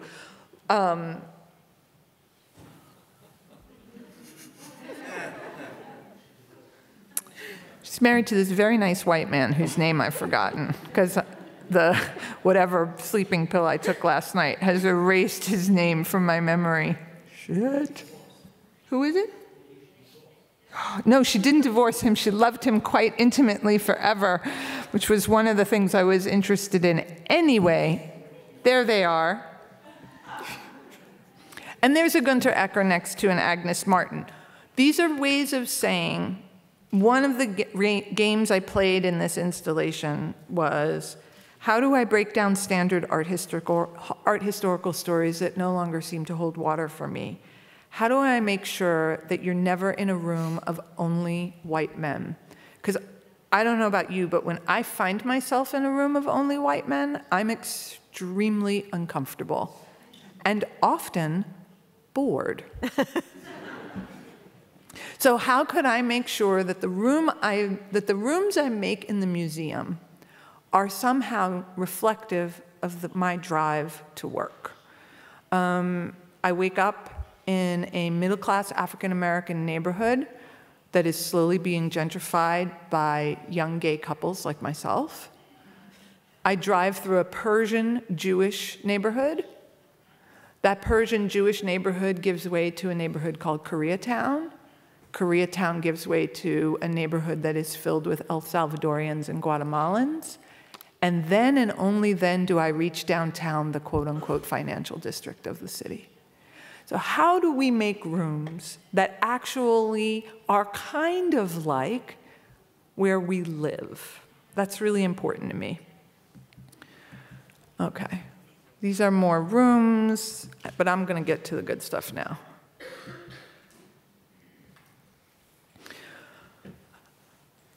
When I got to LA, one of the unique things about LA, as many of you know, it is, as Michael alluded to earlier, it is an enormous, large city.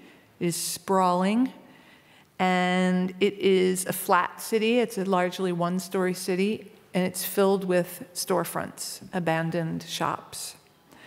And a lot of artists rent these shops, and those shops become their studios, and some of them even make them into exhibition spaces. And when I first arrived at LA MoCA, a colleague of mine told me about a show that was happening at one of these spaces called the Underground Museum. And so I drove to Arlington Heights, which is a neighborhood in LA that is historically a working class neighborhood with deep African-American roots, and now, like many neighborhoods in LA, really changing to become increasingly Latin American immigrants. There I met Noah Davis. So Noah Davis is a painter, was a painter, and he also was the founder of the Underground Museum. And one of the things that Noah was really interested in was what he said: he wanted to bring museum quality art to an underserved neighborhood. And before I arrived, he had apparently asked many curators and folks in LA, collectors and museum people, if they would be willing to lend work to his underground museum, which he formed with his wife and fellow artist, Karan Davis. Everybody said no. And saying no makes really perfect sense. It's totally legitimate to say no, except I said yes. This is Noah's father, Kevin, who died shortly before the Underground Museum opened, and Noah opened the museum in honor of him. Basically what I'm moving through is the Underground's PowerPoint, which is why it looks so much better than mine. Board members, there's the staff, which is basically Noah's brother Khalil, who's sitting in the center of the photograph with the neon sneakers, and his wife Anya, who has the little baby on her lap, and Karan on the other side. And then Nicole is next to the baby, and Megan is next to Karan, and that looks like Grant, and then Justin behind them. Moses is playing in the front. So this is what the building looked like before. And they put 3 spaces together. And Noah asked me if we would be willing to lend work of arts to the collection. And I asked the director of MoCA, Philippe Verne, what he thought. And we both decided that because MoCA is called the Artist Museum, that we should basically see this as an art project and say yes. And then what happened was we gave Noah what we call the Bible. The Bible are the 3-ring binders with small images of every object in our collection. And Noah started having exhibition ideas based on what was in the show, and what was in the Bible. We began really easily. We started with a William Kentridge video installation. What could happen? What could happen? Nothing. Nothing. Building could catch on fire, projectors, nothing. Registrars, calm. Everybody, calm. It was incredible, because all these people in the neighborhood started going to see William Kentridge. And you go in there and you just see neighborhood people hanging out on the floor watching William Kentridge videos, Journey to the Moon. It's a 9-part video installation. The second show was called Nonfiction. And this was a show of works that Noah had culled from the collection, all of which that had some relationship to or purchase on the historical history of violence, beginning from slavery that continues into the present, and precisely linking the historical violence of slavery to the violence meted out on black bodies in the United States, making it very clear that that's a trajectory. Now, during this process, Noah himself became quite ill with a very rare cancer, and it became clear that Noah could die, which he in fact did. And so what we did then, when Noah got really sick, was we hustled, and I got 13 show ideas out of Noah based on works in the MoCA collection, so that we knew we could keep going. And so the way it works now is Noah died 2 years ago on August 29th, 2015. But we have this roadmap from him. And he also did this kind of amazing thing where he sort of assembled this group of people around him, and he asked each of us privately to promise that we would do one thing for the museum. So when he passed, and we all came together, and we all said what it was that he had asked us to do, it turned out that the guy was like the ultimate general manager, coach, and, team captain all in one, because he had mapped out all of the arrangements for the shows to be pulled off without him. My role is to install the shows. So this show was installed, It was up for a year. It really galvanized an extraordinary kind of energy in LA. It was then followed, which is what Noah wanted, by this show called Artists of Color. So this is really funny because Noah was really funny. So everyone showed up to the opening of Artists of Color and thought like, oh, you know, this is going to be like, you know, Represent. And basically it's Carmen Herrera and Joseph Albers and Michael Asher and Donald Judd and Ellsworth Kelly and Diana Thader. This is a Diana Thader on the outside. And so Noah was being really funny. Noah was really funny. It was basically a monochrome show. And what you're looking at are pictures of the kinds of things that happen inside the Underground Museum. Because what's the point of lending the objects in your collection to another institution? So that other people can see them. But at the Underground Museum, something else happens. The space is used in a way that's really different than if we were to lend our work here, which would be great, and we would be very flattered and honored to do so. But it would be a kind of like for like. We're a white institution, and we would be lending our work to a white institution. But when we lend our work to the Underground Museum, one of the things we're doing is we're lending our collection to what is essentially black space. And in black space, different kinds of conversations happen, and space is used differently, and things feel and look and are different because context creates meaning. So when Hilton Als and Glenn Ligon spoke together in the Artists of Color show, what they spoke about was something that I'm sure they never would have spoken about on any kind of stage like this. They both spoke about their first experiences of art, the teachers who helped them become who they are, and their first experiences of queer love. It was one of the most intimate conversations I've ever seen two public people have. And I know that it would never have been possible in my museum.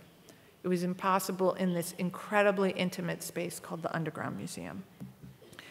That kind of intimacy is augmented by a garden. That garden conducts wellness, food sales, yoga. There's a farmer's market that comes there. The Black Lives Matter events happen there. There's a teen program that happens with our teens. One of the most magical things that happens there is the cinema, because LA's a Hollywood town. LA's a Hollywood, we're a company town. This is the first LA screening of Moonlight, Barry Jenkins's Academy Award-winning film. This screening happens outside because LA is also magical and a lot happens outside. This happened the night after Donald Trump was elected. This was the only place to be in LA that night. The only place to be. Angela Davis has come to speak. Jason Moran and Kyle Abraham perform.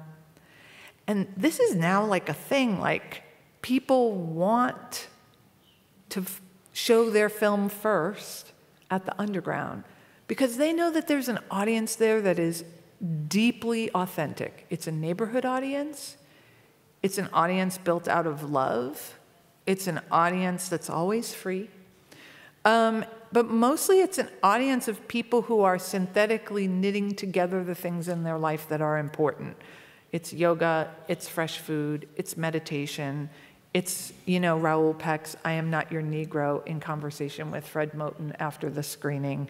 It is the Astor Gates doing a performance, right? It is a way of building a new and alternative mode of being in this huge, huge, vast city.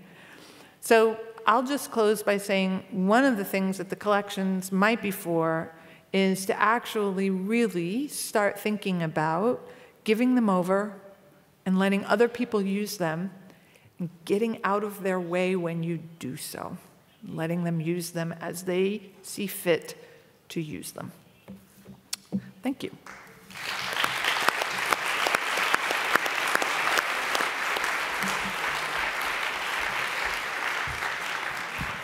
Merci Helen. Thank you, Helen.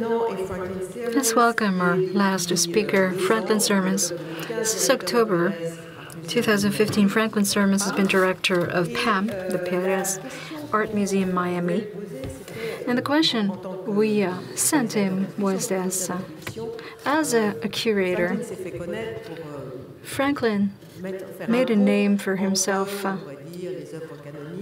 for bridging the gap between canonical work, cultural history, and pop culture. And we wanted to ask him this. At the end of the day, the museum that you're building, how does it negotiate this conversation between cultural history, social history, works of art, arts, and how would you use your own museum as a case study? Franklin, you have the floor. Thank you. Here we are, last. Thank you. Thank you all for being here. Thank you for patiently being with us today. And thank you, Suzanne, and thank you, Olivier, and thank you, Elisabeth. So good to engage again with you. Really grateful for this opportunity to be up here with my colleagues and previously as well. It's funny, I'm looking at some of Helen's images and reminded of the fact that I have a little bit of curatorial envy at the moment. As Elisabeth mentioned, I moved into my current position as director at the Pérez Art Museum Miami just 2 years ago, and left Michael Govan and LACMA, and I think I've taken on a view of representing the institution at all times. And so in conversation with Elisabeth, I think to myself, sure, I can think with hindsight to some curatorial endeavors, but right now my mind is focused on the present and future of this museum, which means working with a curatorial staff. And I'm going to show you some of the images from some exhibitions that we've had up over the course of the last 2 to 3 years. I want to just start with some reminiscence, I suppose. You saw an image of the Studio Museum in Harlem that Thelma showed. So I kind of grew up in that space, like physically grew up in that space. It was probably either the first or second museum experience I would have had, the first being in New York City, the Museum of Natural History, and Studio Museum being shortly after that. And what I knew, or what I learned from that experience, was that the relationship, as you could see, between the street and the entrance, or even the facade of the museum, was very much of the same place. Later on, I would work at the Studio Museum in Harlem as an intern in high school, and that idea was reinforced constantly. The idea that the museum is a space for the people on that street, for the people who are there on a daily basis. And I think at Studio, one of the things you don't see from images is you don't get the smell, you don't get the sound that goes along with it. And being with such proximity to the street, those things were incredibly palpable. And so that was the experience that I truly took away from a museum as a place. You know, we talked about how does the museum act between art and society.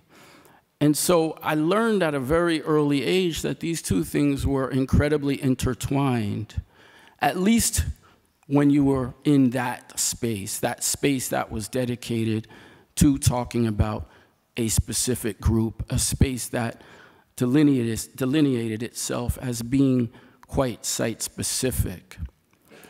experiences downtown proved quite otherwise. I will think of, say, experiences at the Metropolitan Museum of Art, a place that I've thought about in relationship to some past exhibitions. And that concept of the Greco-Roman steps, the columns, this place that makes you feel really small, especially when you're 7 years old. It's quite different from the intimate experience that I knew of. And so at some point, subconsciously, I've tried to negotiate that space. That space between art and society has been the absolute driving force.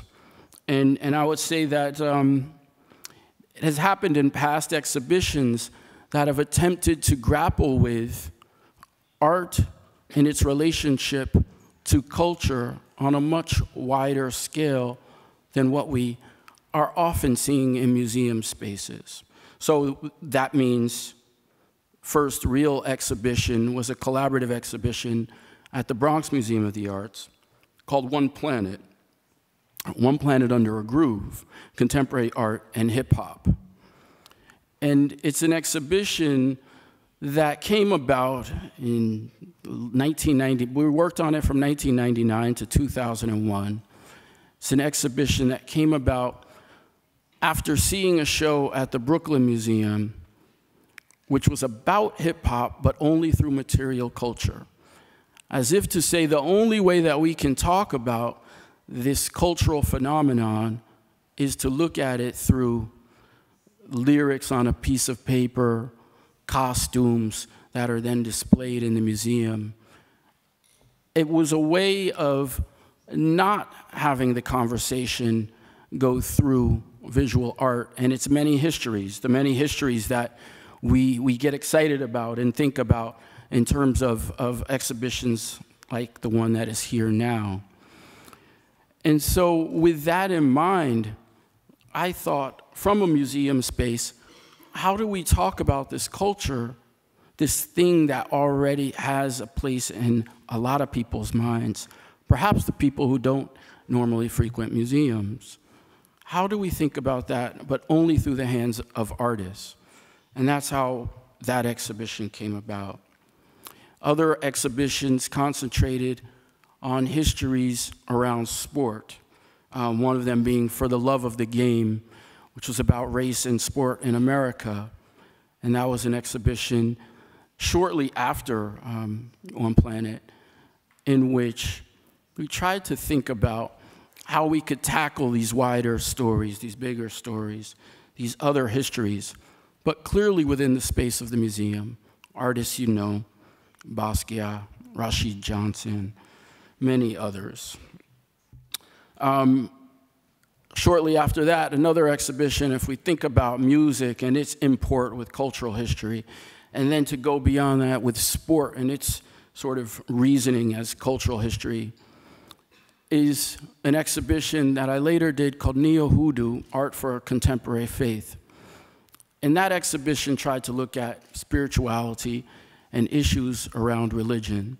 So again, taking this naughty material that many people would feel a sense of knowing or a sense of being able to discuss, and then putting it through the context of the art space and through museums and through artists most specifically.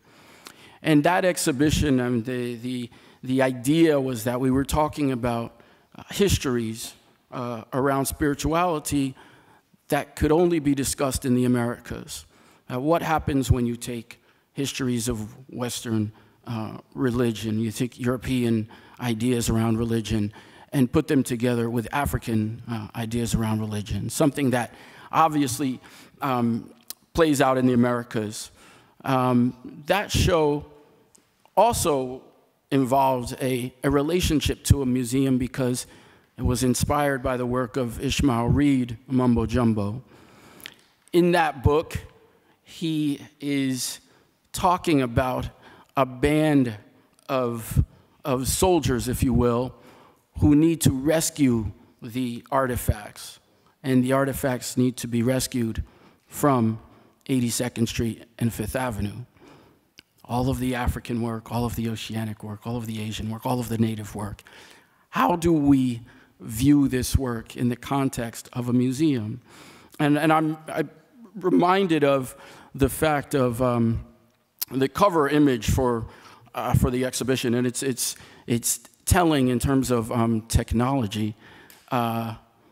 This book that came out in 2001 is that we had on the cover David Hammond's In the Hood, which is a piece of a sweatshirt hood simply by itself, held together by wiring. I think it was actually at the Underground Museum not too long ago.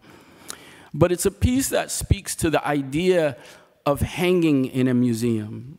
You know, when you have a different relationship to hanging and being framed, how do you look at that in the space of the museum? So these are the kind of, this is the background, I think, from which I was interested in this idea of art and society. And it's something that carries on in our work at the museum in Miami. The Pérez Art Museum started out in 1984 as a center for fine arts.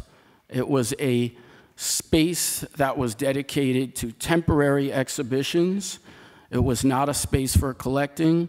I think it is somewhat indicative. It's always fascinating to be speaking in the context of Europe. We've talked a little bit about time and its relationship to the institution of museums, to the idea of an encyclopedic museum, talking about how these are very short periods of time. So while LACMOS comes about in 1965 as a standing institution in Los Angeles, Miami did not have that.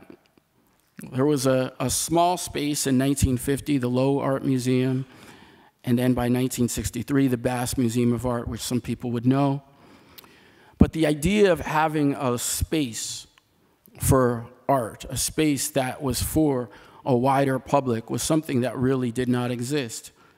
So by the mid-'80s, you have this thrust with the Miami Art Museum. By 1994, recognizing the fact that this city had changed drastically, we became a collecting institution.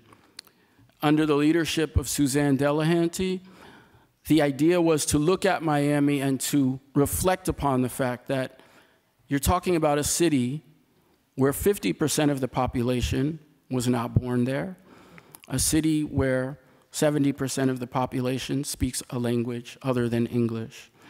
To me, it is a city that looks completely unlike any other American city. At that time, when we began collecting in the mid-1990s, we began collecting in a period of things like the 1993 Whitney Biennial, a period in discussion of exhibitions where we were talking about exhibitions like Black Male. For me personally, the resonance there played out in large-scale international exhibitions by 1997. I'm thinking about things like Inclusion, Exclusion, 1996 in Austria. 1997 Johannesburg Biennial, also the Gwangju Biennial, not just the exhibitions of Venice, of Documenta that were so familiar. So this is the space in which the collection was born, and this is the space from which we discuss the museum now. Miami is a place where the idea, I think, of live culture or performance, as has been discussed, is considered to be part and parcel, a part of the city. The idea of going into a museum to see things hanging is still obviously a young idea. We move from that point.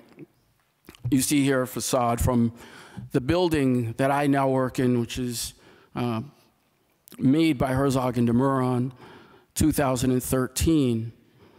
And this is sort of the third iteration of the museum. Another view of the facade. We talked a little bit about sustainability earlier. This is a piece by Andrea Bowers. And obviously, climate change is real. Sitting out on Biscayne Bay, which is where the museum is, we are also next door to the Science Museum. It's the Frost Museum of Science, and they have said that while climate change may be real, it is not man-made. This piece was directed specifically at that idea. Ulak.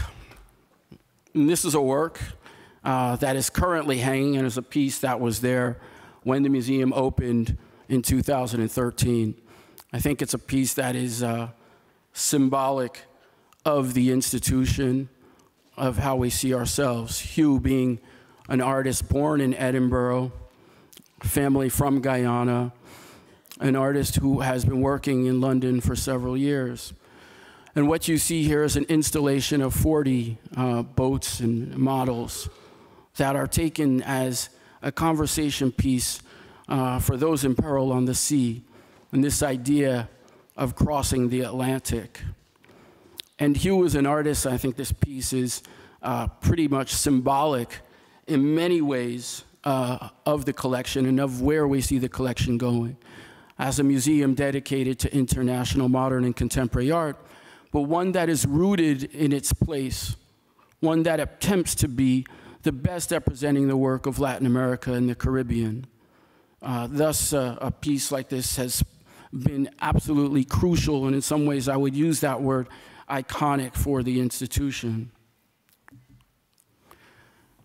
Also, when the museum opened, solo exhibition, I'm just gonna run through some of these, solo exhibition of Emilia Pelaez, artist born 1896, someone who has a real reference point as far as Miami goes, while that discussion was not seen so much further afield.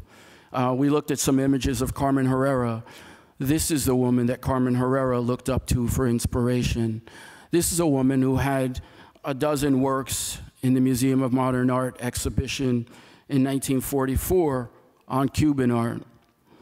In thinking about Pelaez's work and our relationship to an artist like her, I'm reminded of the fact that, you know, context and the context of being in Miami and our proximity to Cuba allows us to have a conversation that can't be seen in other places. And I'm also thinking about the fact of recent events in terms of museums and how in the last year or two we deal with issues around censorship. We have a large exhibition on Cuban art that's up at the institution right now. Pelaez was a part of that exhibition, but so are several contemporary Cuban artists. And in Miami, of course, with its relationship and a huge demographic, more Cubans in Miami than on the island, that it is impossible for you to show artists who continue to live on the island without being seen as supporting the regime. So we've confronted this idea recently, and of course, there was an exhibition by Olga Vizo and Mari Carmen Ramirez that recently has traveled that many people would think had to come to Miami. It was an exhibition about the history of Cuban art from the 1980s to the present. And yet we could not present that exhibition at the museum with its images of Fidel Castro, with its images of Che Guevara. Ironically, with the ongoing conversation around the artist Sam Durant, whose piece recently at the Walker Art Center was removed by the artist and in conversation with the director of the institution, we have a similar work in the collection. It's a work that also deals with this idea of the scaffold, this idea of the structure, of a hanging structure.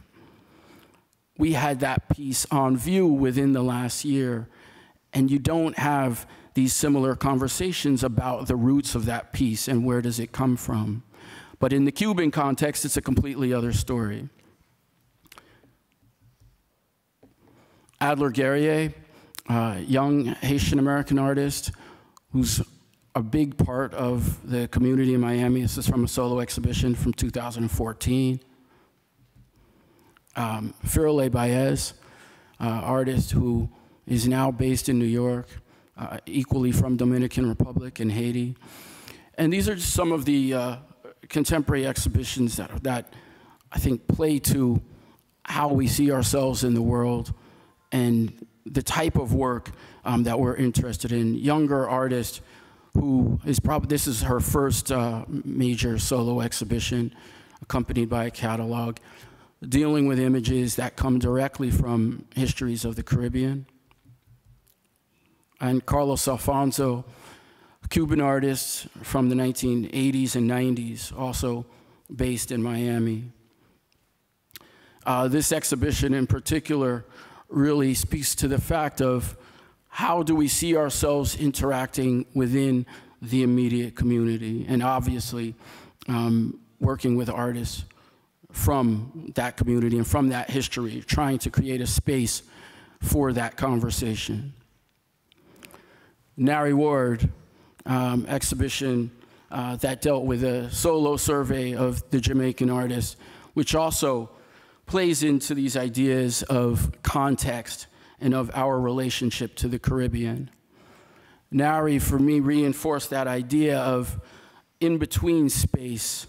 Many of the works that you see in this gallery, in fact, the one in the foreground, is a piece that was made inside and outside of Studio Museum in Harlem when he was an artist in residence and I was doing an internship there. Beatriz Santiago Munoz. And Roots of Influence was a large group exhibition from last year in which it was an opportunity to go back to thinking through some of these ideas curatorially.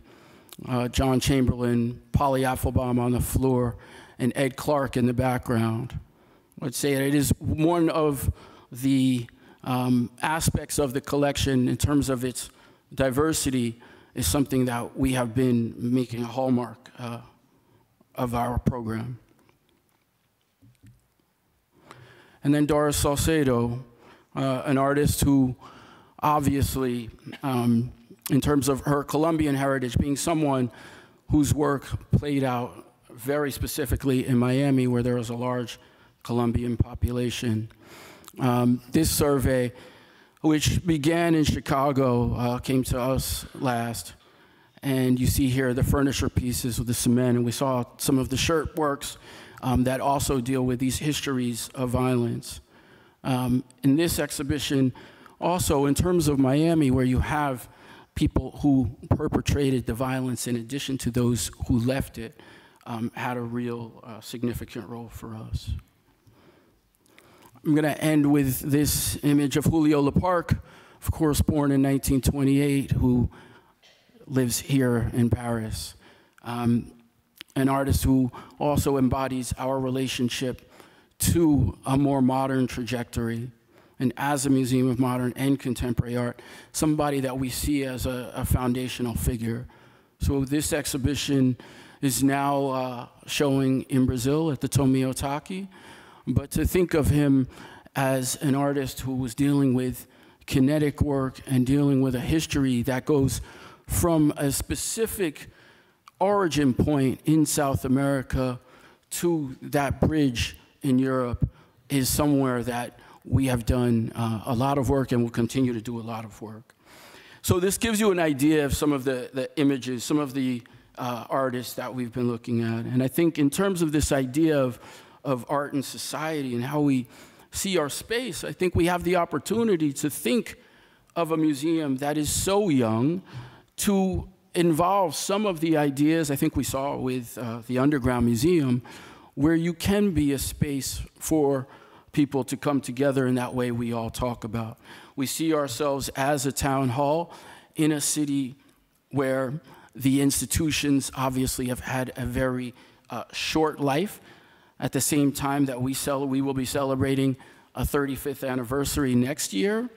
We also have a a relationship, I think, to the idea of what a museum can be that is obviously so far away from some of those conversations we were having this morning, so far away from the idea of an institution that is connected to a past.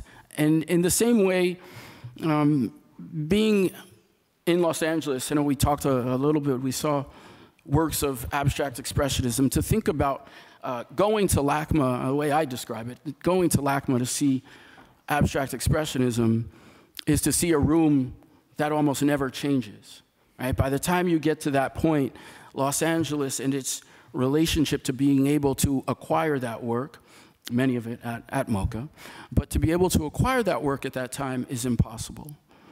For us, being in Miami, being a museum that has only been in a new building since 2013, that has a history of about 35 years, we also feel like we are providing a space that is completely new for our community and allowing for, I guess, children to have a relationship to space that is quite unlike the one that I describe. It is a place where we are also trying to be that town hall or that stadium place where people come together, and it is an incredible place to be. Thank you.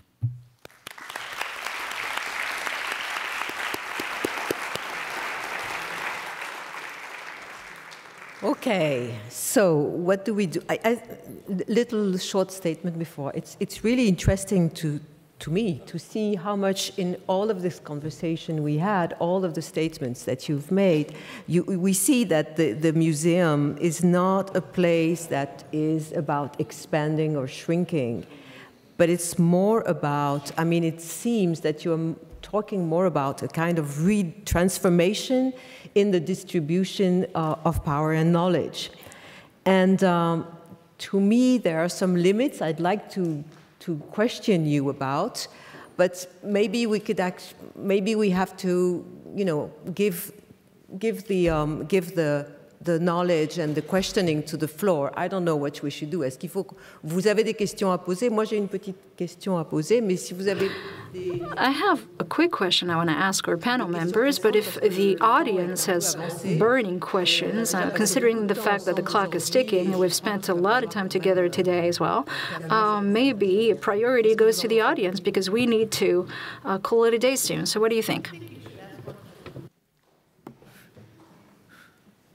Vous avez, bon, il y a des questions là-bas. On va commencer par les questions on the floor.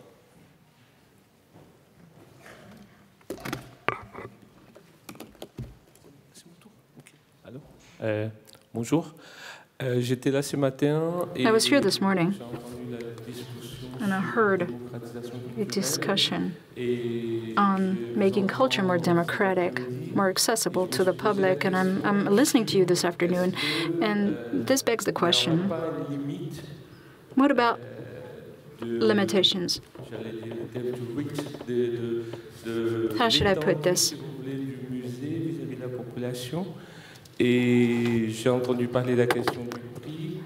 To what extent can the museum reach out to the population, and also the issue of cost? I mean, I'm seeing people waiting in line for 3 days before so they can buy the latest T-shirt or the latest Madonna album. How come that's not done for museums? Maybe it's because we don't have enough museums that truly express who the population is or what continents look like. I don't know exactly. But how do we make sure that culture becomes more democratic, more accessible to the public? How do we make that more effective? How do we implement that better? And maybe that issue goes over and beyond mere museums. What do you think? You mentioned my friend Bernard, so I'll answer. Okay. And also because, as I said, I'm losing my voice. So I think it's the problems of the limits of the problems of the limits of the museum are the problems of the limits of society. Museum is not in a cloud; it's in society. So we have the same problems. And the museum is expensive, and sometimes some of the prices of some works of the museums are immoral, because society is deeply immoral. I mean, the prices of medicines, of drugs are not very moral. So I think it's the same. You cannot separate society out of, or the museum out of the society. And whatever decisions we take, we have to consider two things. One, that of course we work with poetics. I mean, that's what we know, otherwise we would not do anything. But those poetics are in a system of politics. We're part of that, and we have to be able to deal with both things without reducing one to the other, because otherwise you have just an illustration and then you don't have art, or you just have some kind of aestheticization of politics and then you don't have politics. So I think it's very important to include everything. And then, because society is global, you have to think in terms of ecosystem. It will not come a solution from just one museum, and it cannot be one solution for all the museums. Maybe some museums need to have tickets and need to be, maybe they will have lines, that's of course, I mean, you have lines for everything. But what is important is to think in an ecosystem, and to think that is as important to have these huge structures. It looks like we are talking here as we were all equal, and we are not equal. I mean, you have to think on that, and you have to think that there are smaller institutions where very few people will go there, and that's fine. It's not only fine, it's welcome. Institutions where process is important, institutions where research is important, and is fundamental to find an economical system that is integrated in all that. It's not enough to say that, you know, we get, of course, for bigger museum, it's easier to get private money, public money, but it should be a structure where maybe a part of that money that the bigger institutions have go to the smaller institutions. So I think it's very important, as I said, to think in a totality, to think culture museums as a whole and not as separated things, elements. I have a small remark towards this democratization process. I remember of this incredible gesture of Laurence Rassel when she was at the Tapies Foundation, and she made everything transparent. So I would like to know about the limit of this transparency, because if you don't make your own decisions, archives, life of the museum transparent, where does this democratization or redistribution of power begin? You're asking to me? No, to all of you. Okay, I'll answer anyway, and then... okay. That's a wrong question, in the sense that this extreme transparency, it reminds me of Salem in the 17th century. Because, you know, transparency or what? Transparency, what kind of law? I mean, I like what Lawrence did. I think that was great. And I think it's very important. I mean, somebody else in Valencia, for example, the first thing he did, it was in an exhibition, he put the budget of the exhibition, so that's fine. But, and all, we're public, so everything we do is public. Anybody can enter. But then the problem is that nobody understands what you are saying. I mean, knowledge, I mean, transparency, it only is real transparency when you share the same knowledge. Otherwise, it becomes some kind of witch persecution. So I think that's very, very important.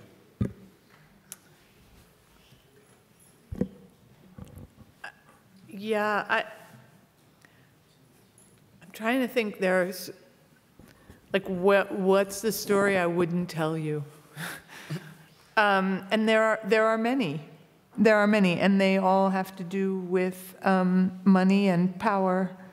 They're the kinds of stories we're not told all the time, right?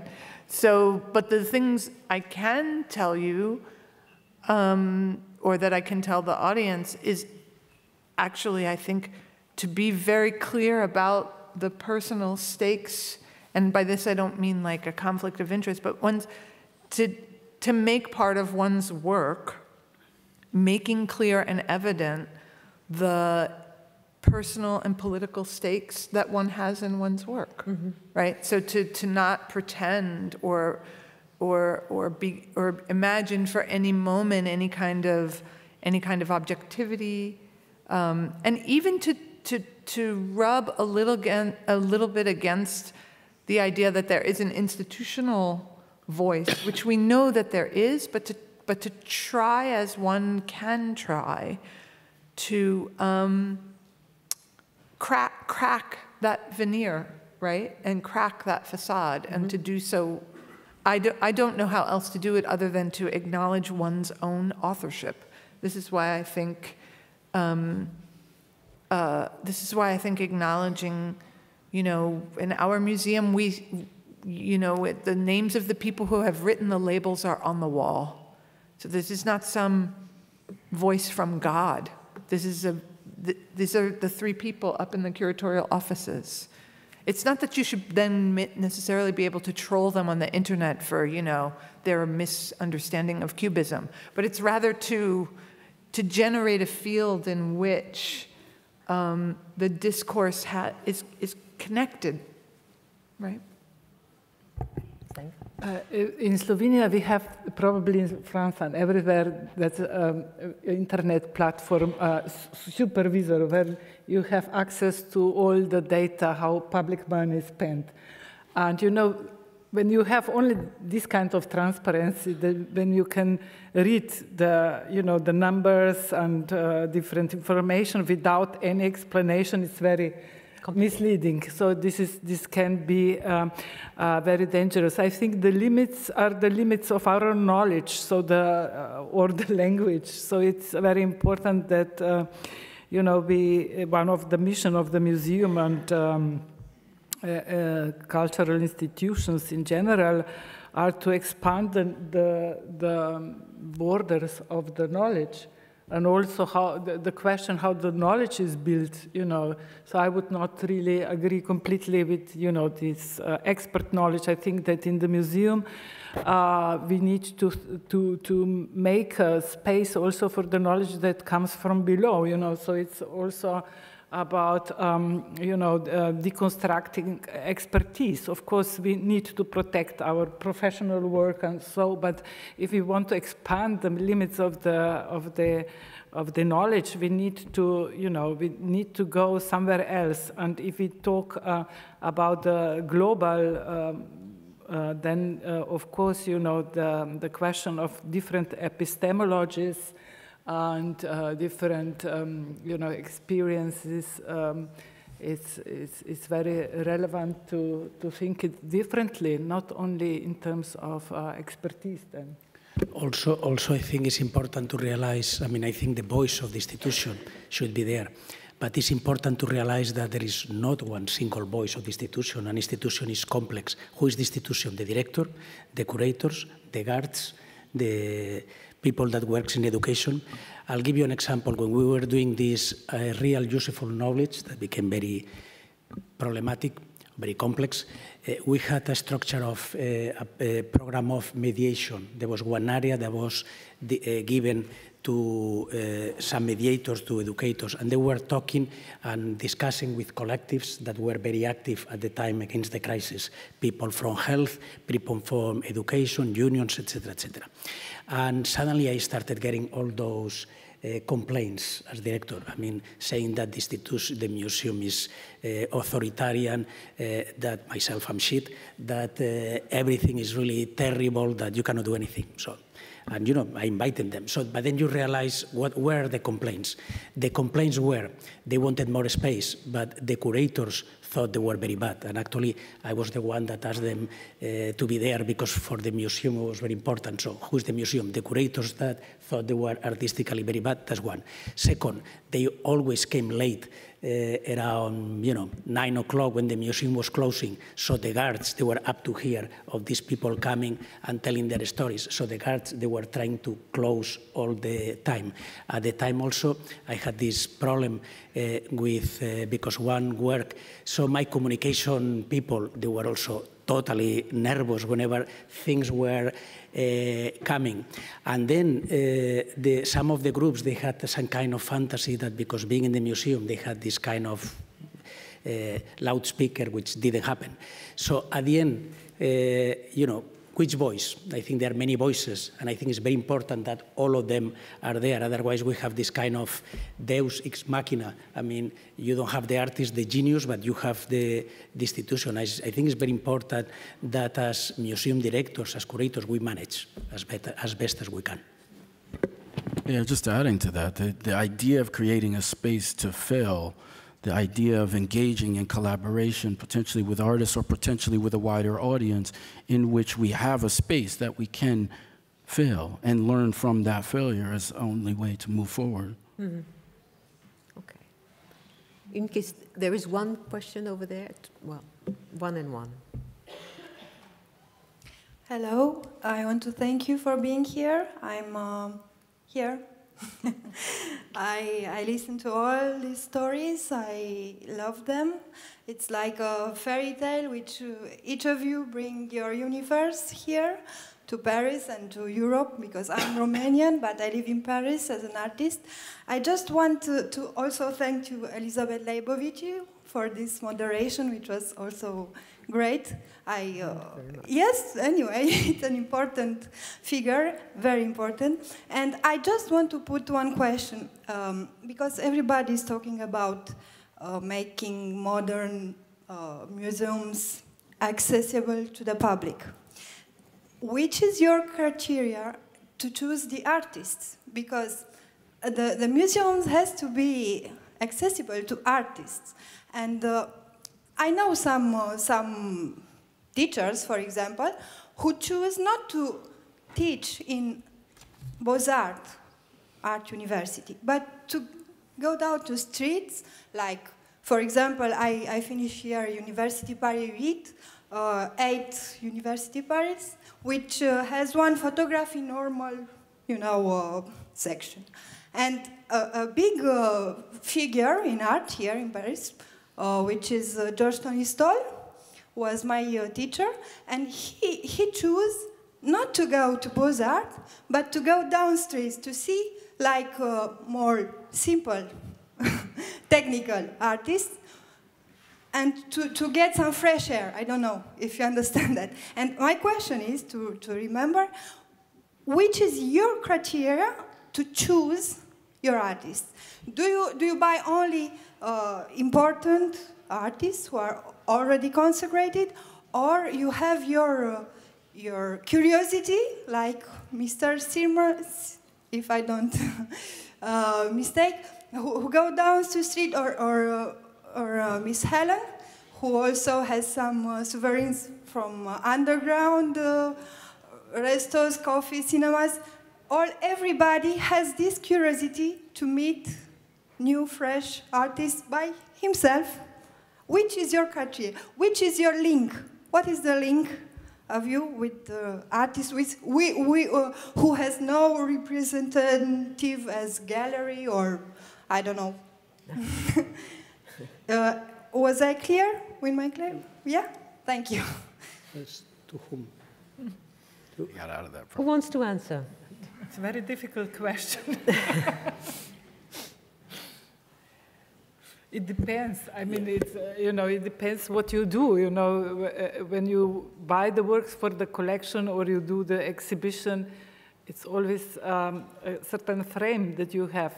The easiest way, of course, is to buy the established artists, and the most challenging is when you see the artists that you've never seen before, and then suddenly, you recognize something that we normally say quality. Or for me, it's very difficult to describe what quality is. It is changing.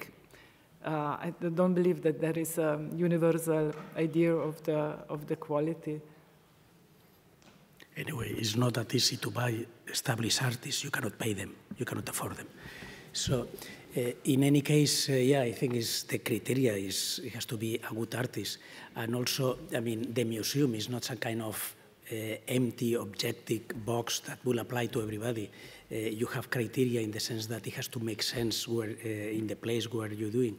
It has to be something that makes you things totally different. And in that sense, I mean, if you enter in our website, I mean, I introduce the part that is better known, but I'm sure that 80% of the names we have are totally unknown. But I mean, I don't think that's the criteria. The criteria is relevance and qualities, whatever, and that you can afford it, of course. Il y a une question là-bas.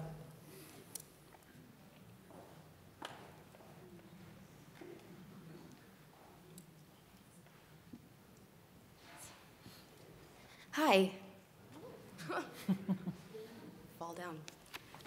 So I just wanted to go back to the conversation that you were having earlier about sort of talking about who is the museum for, and to I really want to talk about museum evaluation and about audience development. So what is the policy in your respective museums as directors, as curators? What's the role of the public and the audience? And then how do you interact and have quantitative and qualitative research?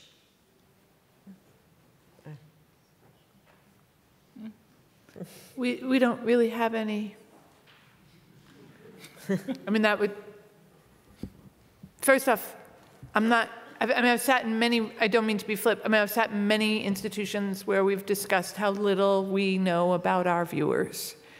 And I've watched different institutions handle that lack of knowledge in different ways, from, getting people's zip codes, which is actually seems like a minor bureaucratic thing, but actually tells you a great deal about people's socioeconomic conditions and how willing they are to travel to come into your museum, right? Whether they're from near or far. There are surveys, and I would reckon they're about as successful as the survey I, sort of got forced into taking in Heathrow yesterday about what my experience was in transit. I mean, she was doing her job. I gave her my answers. But, when she asked me if there was something that Heathrow could be doing better to serve me, I thought, I'm just going to let that one go because I can't imagine answering it. And I've read a lot of those kinds of surveys of museum visitors, too, where, it's a kind of not a useful question, and so you don't really get a very useful answer. But I don't know, I also I'm sort of trusting of the people who come. Like, I think we can do a lot to make ourselves more accessible. I think, many of us have tried to make our facades and our entryway and the whole approach more democratic and more open. But I guess I just want to say, it's not that I don't want a public. I love to go into the galleries and see them filled with people. But sometimes you go into the galleries and maybe there's only like 3 or 4 people in one gallery, and I think, wow, those people are having a good time. Like, it's quiet and they're looking at a picture or they're chatting. Or I had a teacher in college, he taught avant-garde film, and I mean like the long structuralist, sort of ostensibly boring kind. And he would say that it didn't matter how many people in the audience, if there were 4 or there were 50, they were your tribe. And I don't know, I'm sort of, this demand that museums have larger audiences, I don't know, maybe different audiences, but larger? Why do we have to, why? There's a line, I'm sure, right now for the Louvre.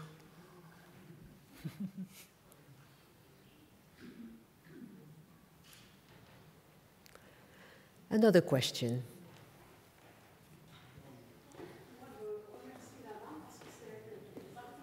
Sorry, I hear very badly because this woman doesn't speak in the mic. So I wanted to know how the artists were selected to be exhibited, and is an artist who's been selected by a curator and exhibited in a museum, isn't this helping the artist to become a better artist and to become a better known artist? Because I'm going to tell you an anecdote. I live in the suburbs, and next to where I live, there was a little art gallery called The Meaning of Art. And when I started painting and making paintings, I went to see them, and I said, I'm fascinated by colors, and how does one do to actually exhibit in your gallery? And they said, oh, sorry, you can't exhibit here. You need to be a well-known artist. And I said, how does one do? And they said, well, you have to go to Paris. You have to exhibit in the museums and in galleries. And then, you know, I'll come back in your small gallery at La Courneuve. So it is a curiosity I would like to know. Une autre question. Upstairs. Yeah.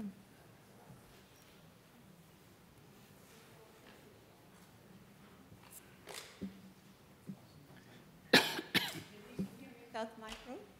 First of all, thank you all for coming here today. But I have a question: is why do you want to make museums more democratic? I mean, I read a book recently by Ernest Pepin, which is Le Griot de la Peinture, on Basquiat.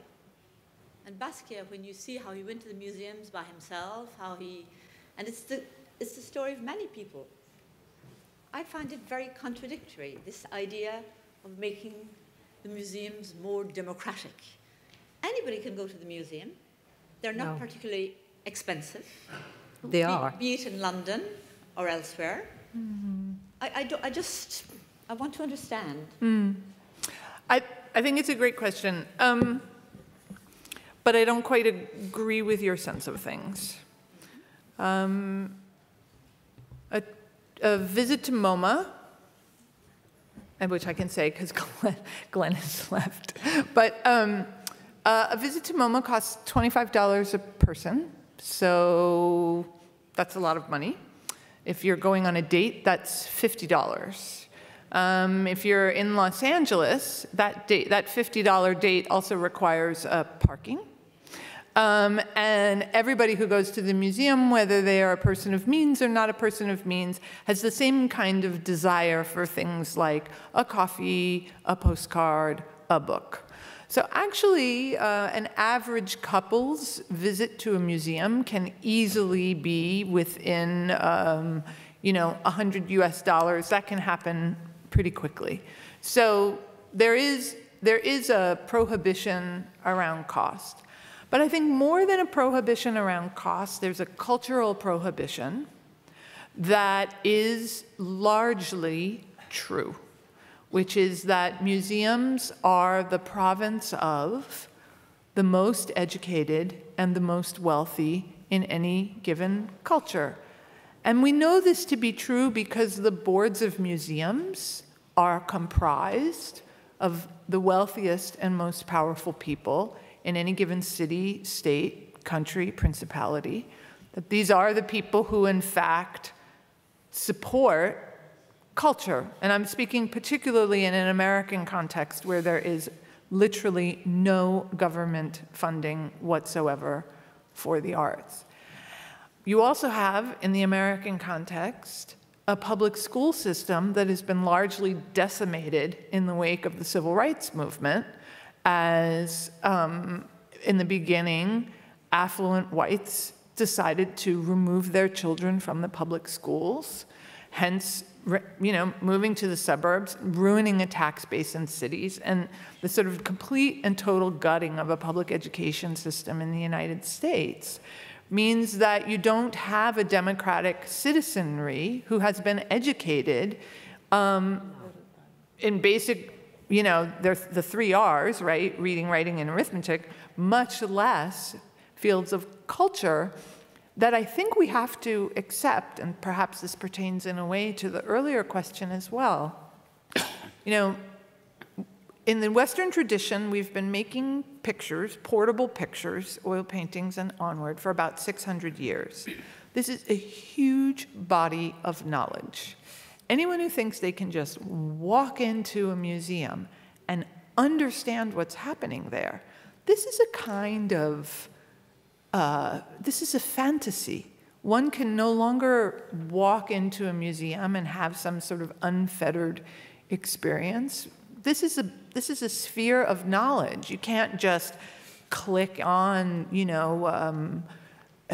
can't just enter a classroom where advanced physics is being taught and think that you can understand it, or attend the opera and think you can understand it, or watch an NBA basketball game if you don't know basketball and think you can understand it. Like, what's happening at museums is the highest level of a professional activity that has, at least in the West, a 600-year history. So in order to make all of that available to a public, I think the museums have to do an enormous amount of work to basically, most of us have infiltrated, in the American context, most of us have infiltrated public education systems by partnering with the public schools and actually giving, ostensibly for free, we're augmenting public education in the Americas by teaching art that is no longer taught. In doing so, we are often teaching history that isn't taught, we're teaching culture that isn't taught, and we're teaching access to public institutions that also isn't taught, right? I mean, we're actually saying, no, really, this institution is a public institution, and it is for you. We do this in your name. So all of those things have to be taught in order for the museum as a historical entity to retain its democratic impulse, which we are in one of the cities that, the transformation of the Louvre from a palace to a museum is, literally born of a violent revolution. To make the idea that these sorts of materials could be available to a public. So.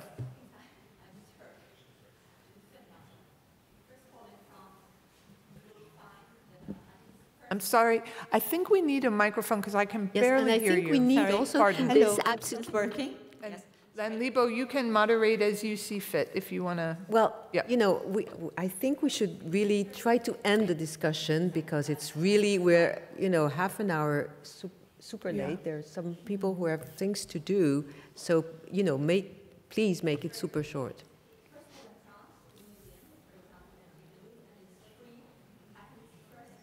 No, it's sorry, not free. I cannot hear the question at all. She doesn't speak with a mic. Also, there are a number of museums in Paris, les Musées de la Ville de Paris, that are free all the time. And thirdly, the French education system does enable school children to come.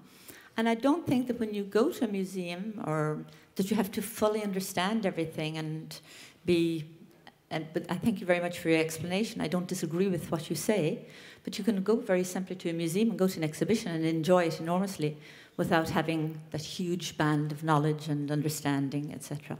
Thank you. It was wonderful, everything you've said today.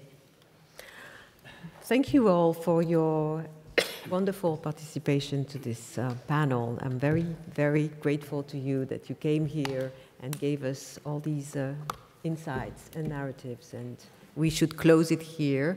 It was a wonderful day. Thank you all for having witnessed this really interesting moment. Thank you very much. Thank you.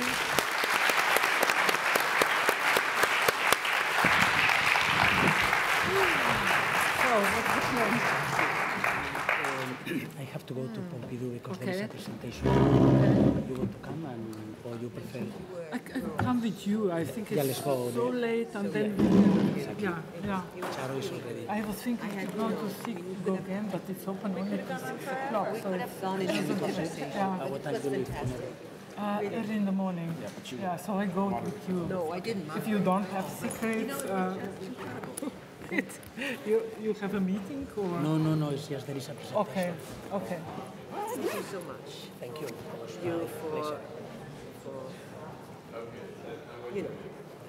Thank you for the book. No, thank you for the exercise. Thank you for those. Elisabeth, actually.